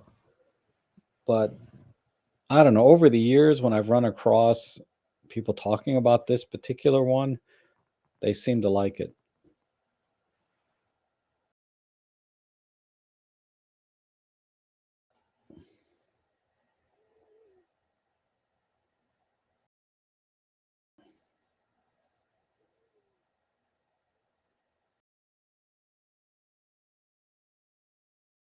And yeah, sanctioning in Russia. Yeah. I always think about that song, war. What is it good for? Absolutely nothing.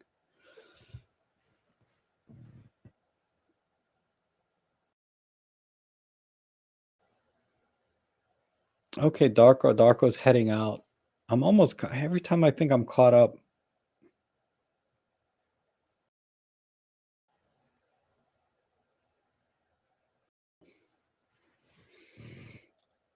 Yeah, lighting and focus. When we were talking about this like an hour ago, I don't know how long it's been. Focus is critical. Yes, absolutely.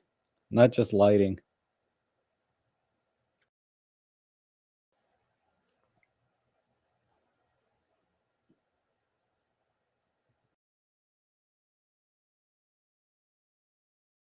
and more about luminosity masking from Jose. I don't use it much, but it does come in handy sometimes. Yeah, I've heard Helicon is really good, and it's not that expensive, right? Like $40 for the personal one, and then $100 for the professional one, something like that. I thought about getting it when I was doing some macro work.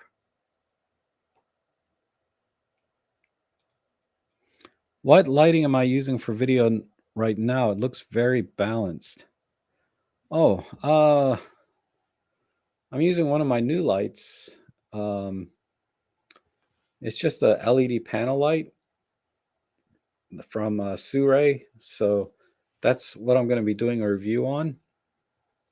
And that's off to my left. And over to my right, I just have a umbrella with an LED light that I got from Walmart. I wish I could show you. Maybe I can. Let me see.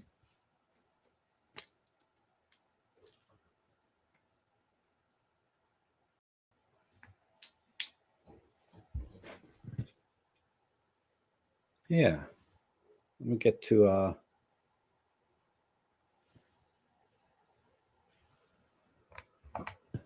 all right, so this is just a panel light.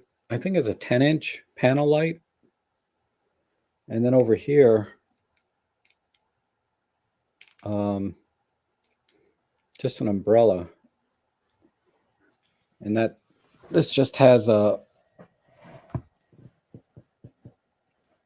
just a simple light bulb behind it that I got from Walmart, you know, like that you screw into a lamp. It's hard to see. I don't know if I can underexpose this more. Not really. But there's that. Oh. And these are just very, very cheap light stands. Come on. I need to get it off that.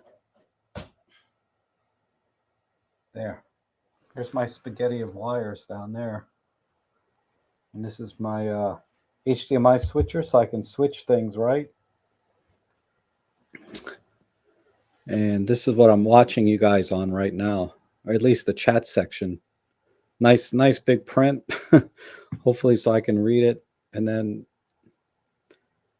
my laptop with the loud fans and my monitor, whatever, right? Nothing special.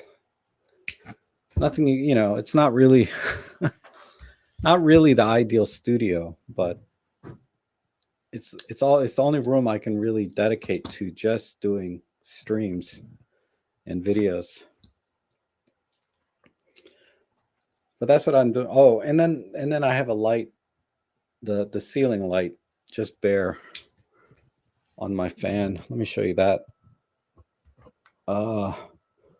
Just this bare light bulb here.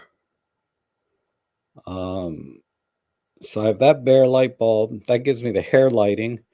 This evens the light out on my face, and then this is my main key light, the soft light, and then a green screen behind me, right?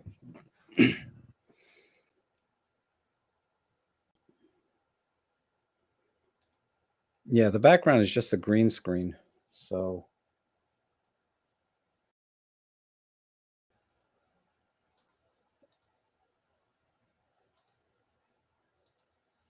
see, just a green screen. Oh, and I got one more light down here. This is this is just a bar light. I use this because this corner of my streaming setup, this corner gets a little bit dark, and the LED light is set to be green right now, as you can see on my face, right? So I use this.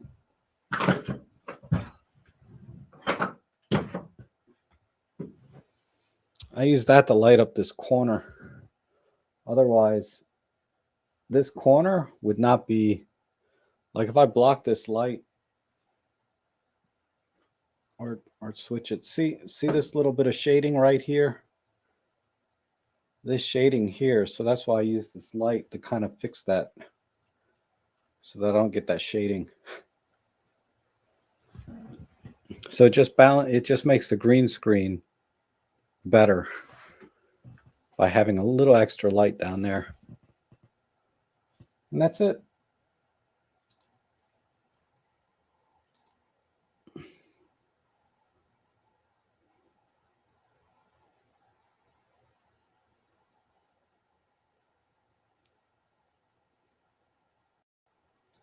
Focus stacking. It has focus stacking. So does the EM10 Mark II. They both have focus stacking. I think that the Panasonic, though, will stack it in camera, whereas the M10, you have to do it in software outside of it.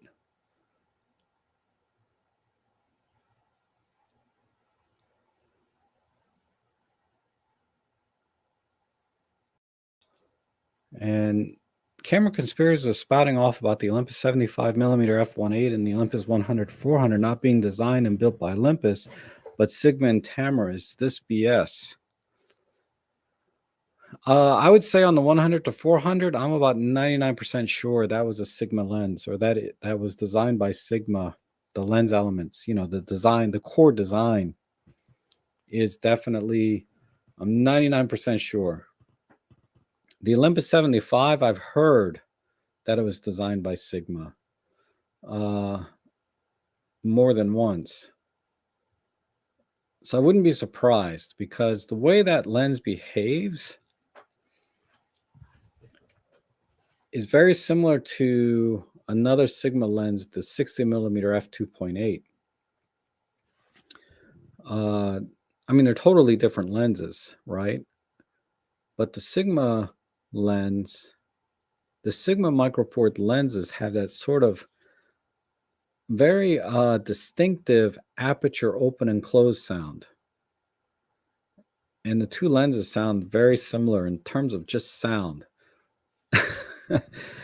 That doesn't mean it was made by Sigma or designed by Sigma, the 75mm, but there are clues that it could be, right? So I would say the 100-400, no question. I would agree with Casey over there. The 75, I've heard that it does.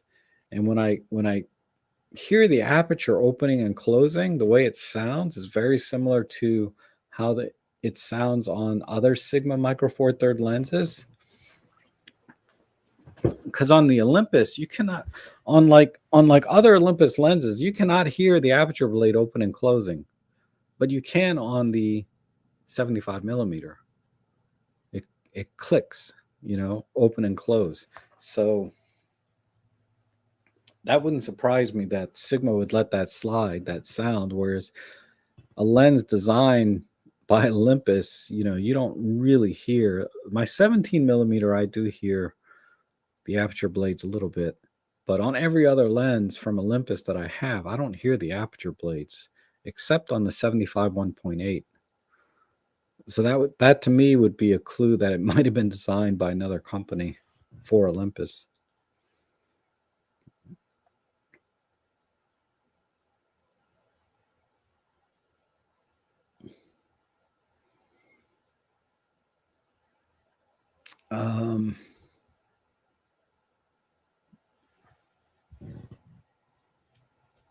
If I'm into keywording, I should give Exire a look.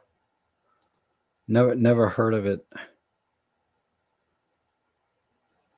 Now, that said, right, I'm comfortable with Adobe. Does enough for me for data asset management type stuff that I don't feel a need to get a third-party software. But if I was working differently, because there are working professional photographers that if they want to use keywording for their data asset management, maybe Lightroom's not enough, right? Or Lightroom is cumbersome. Maybe you don't like the Lightroom. But there are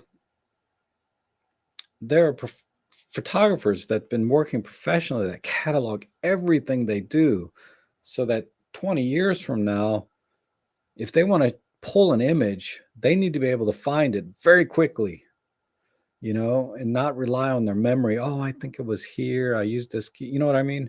So there's definitely there's definitely photographers that could probably use third-party products that would do a better job than Lightroom. But I'm just not at that level. I mean, most of my photos and catalog of photos are just never going to be used again, for my professional stuff. When I take a picture of a commercial property, 3 to 5 years later, when the lease expires or goes up for sale again, I have to do the pictures over again because the property has changed. Commercial properties and residentials to a large degree too. You can't use the same pictures you used from 5 years ago. You have to do the pictures again. So in my line of work, I don't need to worry about pulling photos from 5 years ago or 10 years ago. But there are photographers that do like documentary type work where they'll have a photo of a building or a street or a person from 20 years ago that they need to find like this. They need to be able to find it fast and easily. They need to be able to find it easily. Then maybe Lightroom's not enough, and you need to look at third-party software. But I just don't have that kind of requirement for cataloging. But some people do.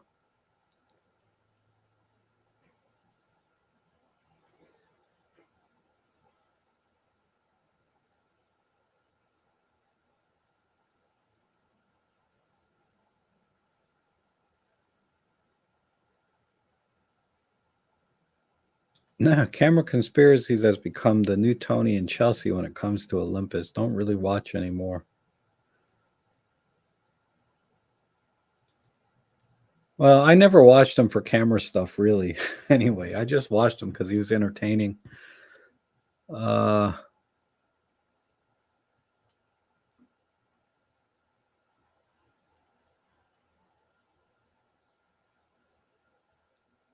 Oh, hey, congrats to Rick on the new EM1 Mark III. Wow, you upgraded from an EM1 original. That's a huge jump. You're going to love the EM1 Mark III. It's awesome. I have mine right over there. I was thinking about using it on the job today at my event.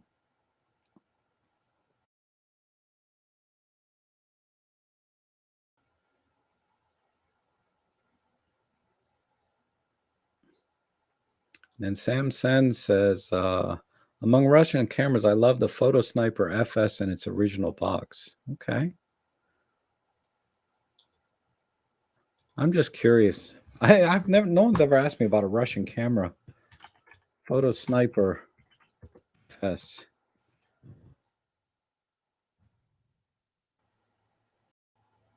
Wow. That's cool. Oh, I don't know if you guys can see this. Very military.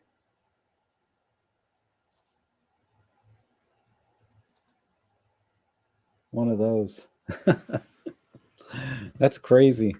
Man, don't carry that thing around in my neighborhood. Let me tell you, you get shot.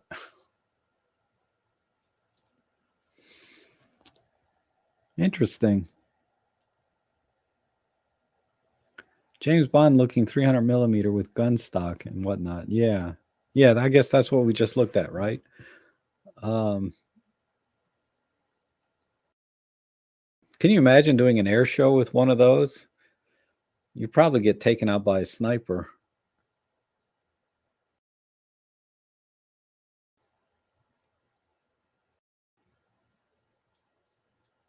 Oh, you're trying to set up something. Yeah. That's why you're asking me what camera to use. Yeah, I would just start with your phone if you have a phone that is a modern phone with a decent camera. If you don't own any camera at all, if you already own a camera, it's probably be fine for whatever it is you need to do. That clock, no, that clock is wrong. The battery died. Jose was, I guess when I was panning around my room, you saw my clock. It's off. I have a satellite clock over there. It's a radio satellite clock that tells me exactly what time it is. That clock over there was just for decoration. Studio looks great to you, huh? Okay, thanks, System Natura. A white background for eBay pics, just simple white.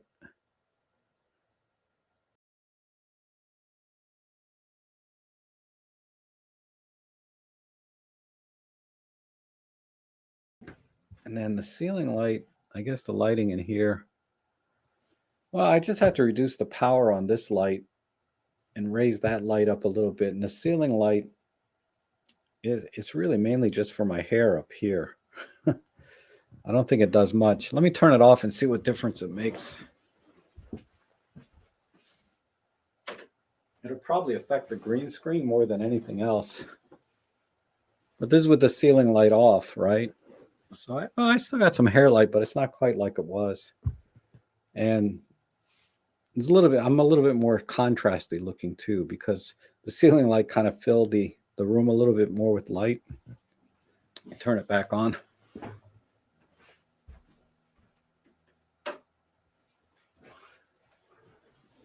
So as you can see, I'm a little bit less contrasty now because that just fills in a little bit and I have a little bit more light on top. But the key light and the fill light really give enough light for the stream. And then I just use that ceiling light, just makes the image a little bit softer, less contrast. And then I can show you if I turn off this light,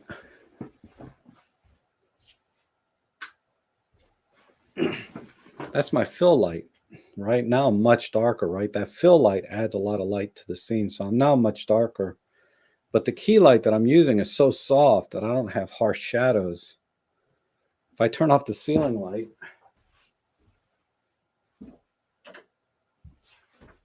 all right, that's the ceiling light. Now you can see the green screen is dying. But that's just the one key light umbrella. It's a 33-inch umbrella with like a 15-watt LED bulb. And then I'll turn on my ceiling light or key light. There.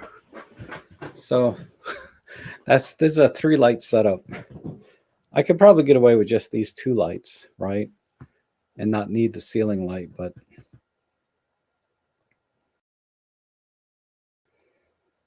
yeah, I'm working on a lighting tutorial.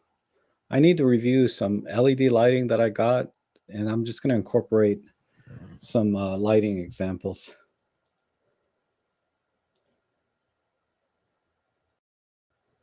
Yeah, LEDs rule. Yep.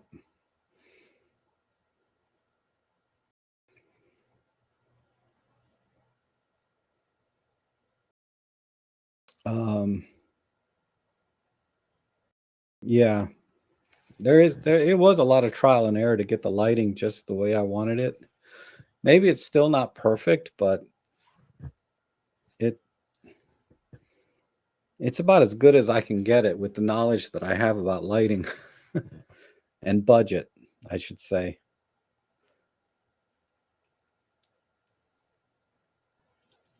I mentioned something about product box. Let me show you one.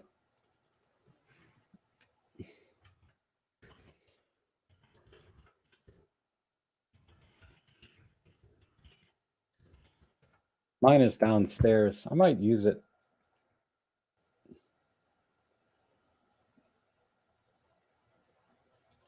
This thing. Something like this. They come in different sizes. This one's probably a little bit too small. This one has an LED light built in. That's cool. The one I have was before LED lighting was a thing, but that's all this. Here's a big one, right? He's got a whole vacuum cleaner in there. But you don't, these boxes and stuff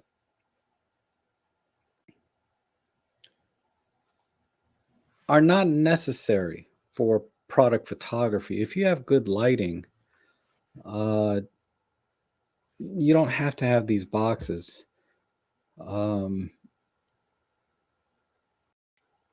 Because boxes are kind of limiting in a way, not only for size of things that you can put in, um, but also how you can light things.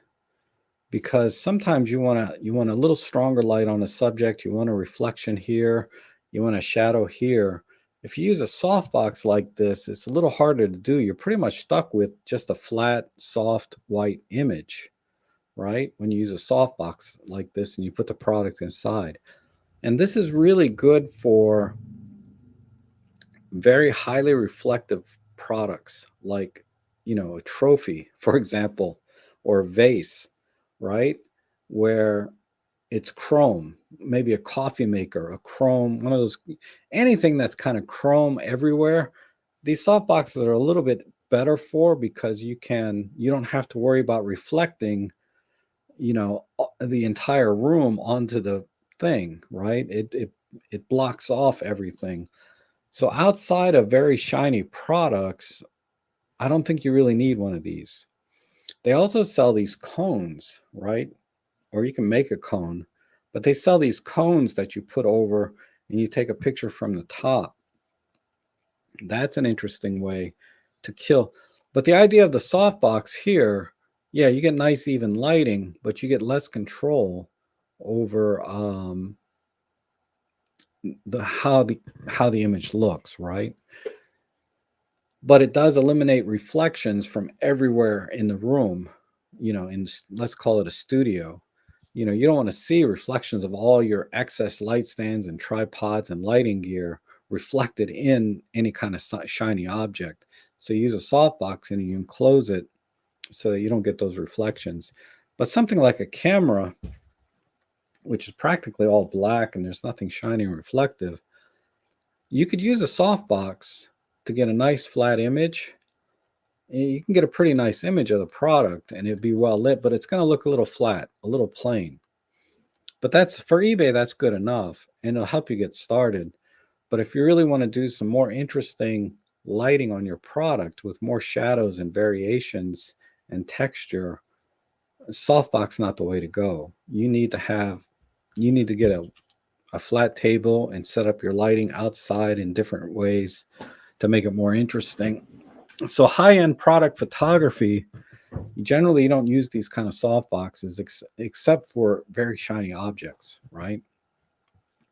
But even then, they like using whiteboards and things rather than these soft boxes. So the soft boxes just make product photography simple and easy for most things where you just want a flat, well-lit subject.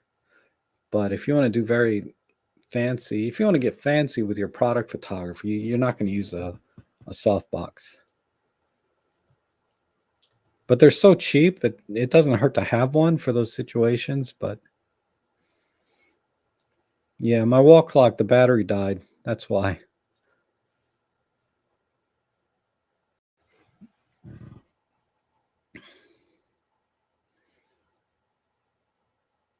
Yeah, a list of things to research. Yeah, there's lots of videos online. Uh, if you're gonna start, all you need is a LED light and an umbrella to get you started with any kind of photography, or you know, really almost any kind of photography. You can get away with just an umbrella.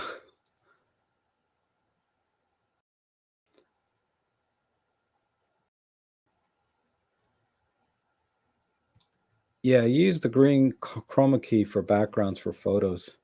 So if I wanted to change this blue to something else, it'd be pretty easy to do.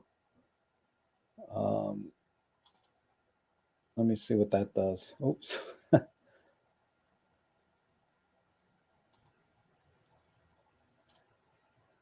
I turn off,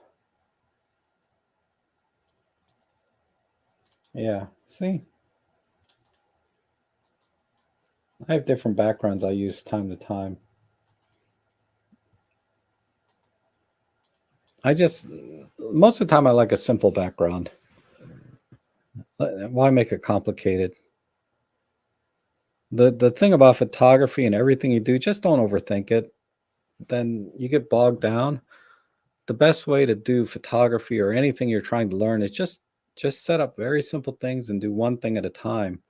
So if you're going to do lighting and you want to learn lighting, turn one light on, see how it looks, then add another light, or turn off the first light, turn on the second light, see how it looks, and then turn them both on. I mean, there's so many ways, but really just practice and you'll get the hang of it in no time.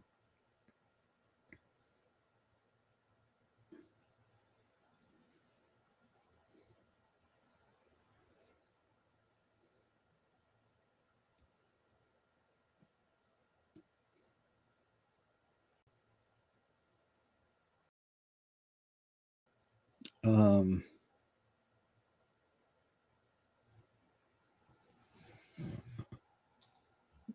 oh, that might be too old. I'd say if you can buy a used camera 5 to 10 years old and you'll be okay. Uh, all right, I saved the best for last. Let me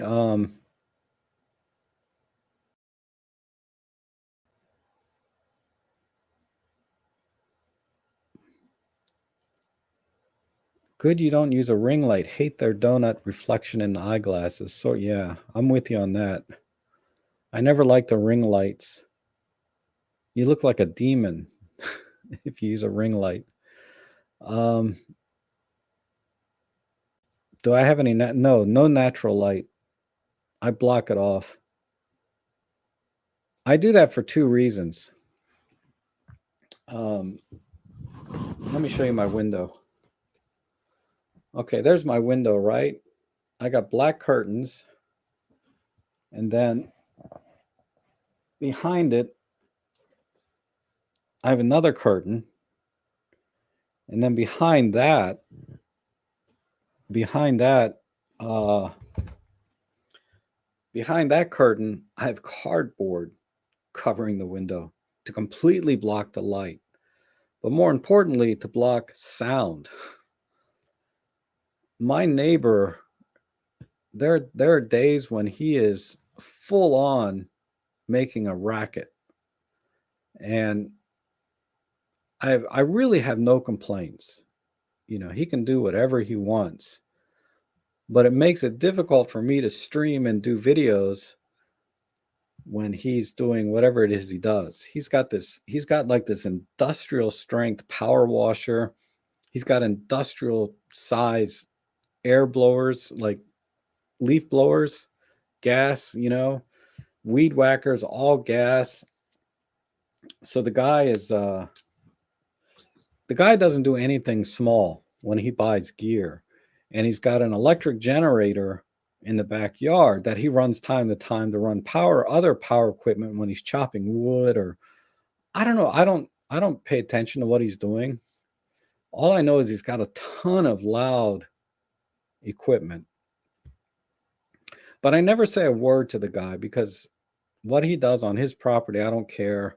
And it's not that loud, really, except when you're doing video and audio, recording videos, tutorials, that is a problem for me.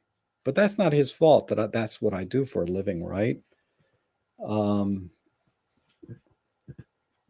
so I'm very, very forgiving of people that, my neighbors. They can do whatever the heck they want in their own yard. I could care less. The only thing I would complain about if it became a problem, and it's never been a problem, is loud music. My God, the other day he had somebody over his house, and in their car they had the stereo cranked, and they had some probably 1,000-watt system. I could not even hear my own TV in my own house. And this was this was on a weekend. I think it was last weekend even. I didn't worry about it. I said, on the weekend, people want to party, they want to have a good time, whatever. That's fine. I don't want to impair on anybody's enjoyment of life, on the weekends. But if it was constant every day, right? Yeah, I would have a problem with that. But that's why I seal my windows with cardboard. I might even have plastic wrap. I have the windows double pane too. It's all glass on one side, then another layer of glass, then the cardboard, then the thermal curtains. These curtains are thermal blackout insulated curtains on top of that. And even with all that, if the guy is out there power washing his deck or whatever it is he does with those power tools, it's still hard for me to record a video because the sound still comes through. But it's tolerable for most things. But there's times when I just have to stop recording. That's why I can't do things in my backyard that often, because between the jets and helicopters flying over to the airbase and my neighbor with his freaking power tools, it's really hard. And there's a highway right behind my backyard. Not just one highway, but two highways, because there's a bridge that goes over, which is the main highway. That's an 8-lane highway. And then there's a 4-lane highway that goes underneath it. And that's right behind my house. So I have two major highways behind me. So the noise from the traffic is just, I don't know why I'm getting into all that. But these are the challenges I face in terms of audio. I would love to have natural light coming in, but there's so many trees around my house. I wouldn't get much natural light anyway.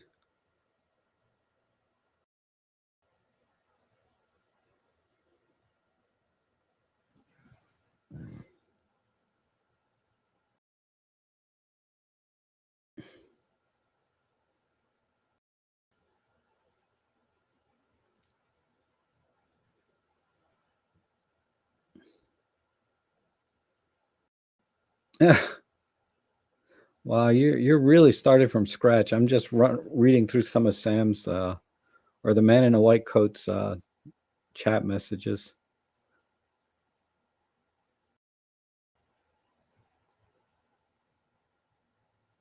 And Samson has a lot of good advice.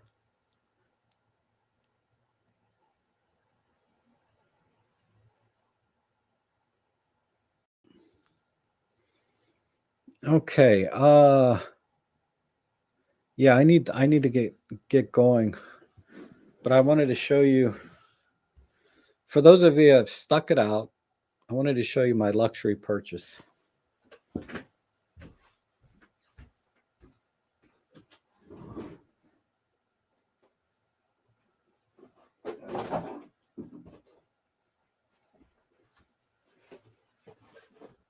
I guess it was about a month ago.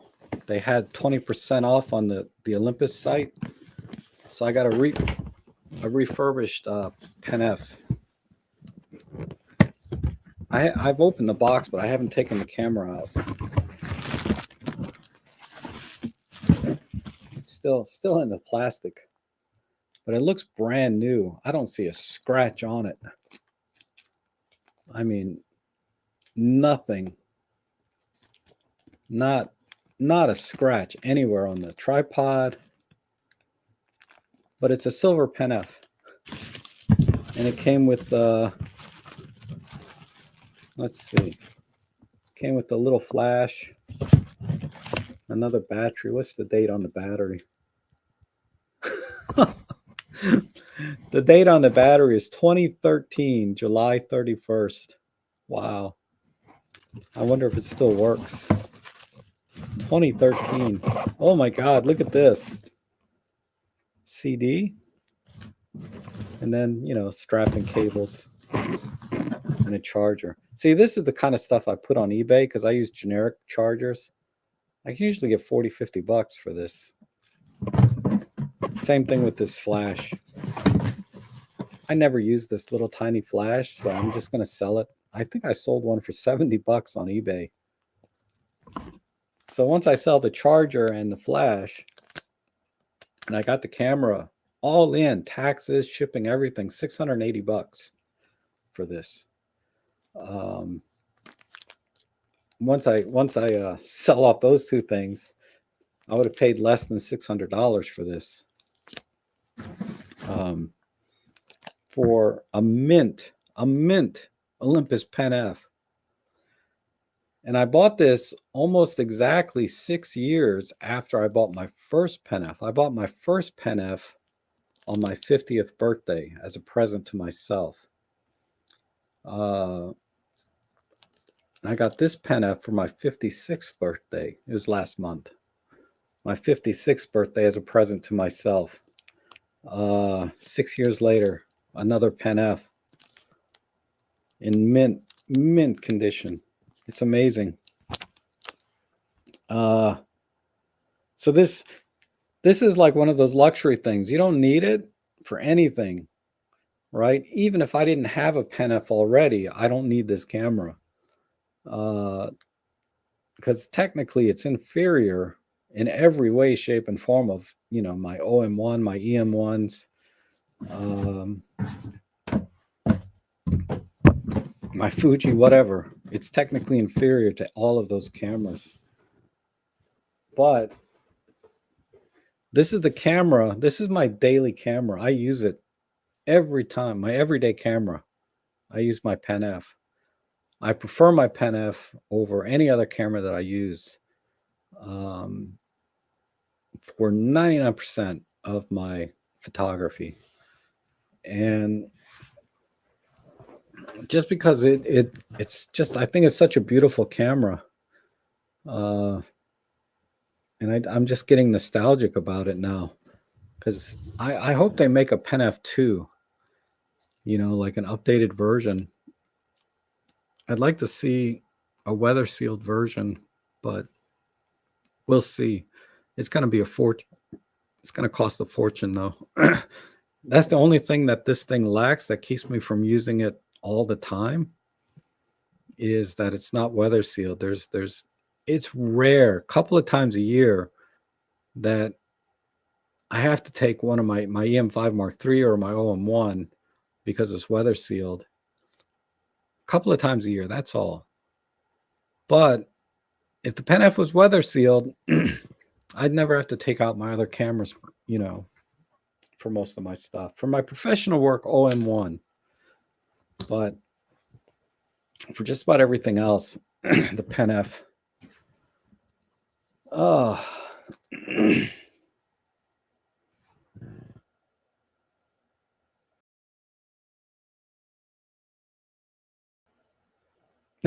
I look, thanks. 56 years young. I appreciate that. Lots of lotion. No, it's not an exposure meter. It's not the original Pen F. I have that too. John Allen likes the black ones. I don't know. I didn't like the black one. I like the silver. My DSLR style cameras, I prefer black. Definitely prefer black in this style. But for that camera, I prefer silver. Even my Fuji, black. My S5, black. Well, it only comes in black. But these Fujis come in silver, but I got the black. I just like how the black looks on these cameras. But on my Pen F,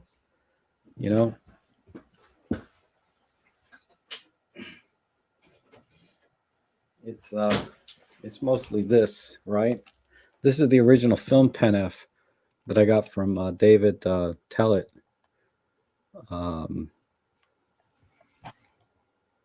So it just, I don't know. I just love the Pen F. It's my favorite camera of all time. So I got a second one. I'll probably not. I should open it to make sure it works. So if I have to return it, I can get it fixed. I haven't even checked the shutter count, shit like that, right? But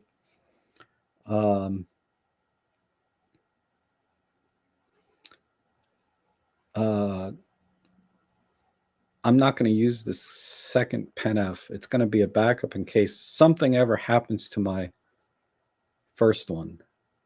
So the first one, I'm just going to run it into the ground until it stops working, and then I'll switch over to that once I have a backup. That's how much I like this camera. Is I don't ever want to be without one. And when the first one dies and I'm down to the second one, I'm going to start looking for another one to be a backup to that one. It's the kind of camera I want to have until I die. That's how much I like that camera. All right. I'm going to go. I have to go. I'm getting hungry too. And I'm losing my voice. So thanks everyone for coming in today. It was great seeing everyone, and I appreciate you guys listening to me all this time. It's been a long stream today, but thanks again, and I'll see you guys next week.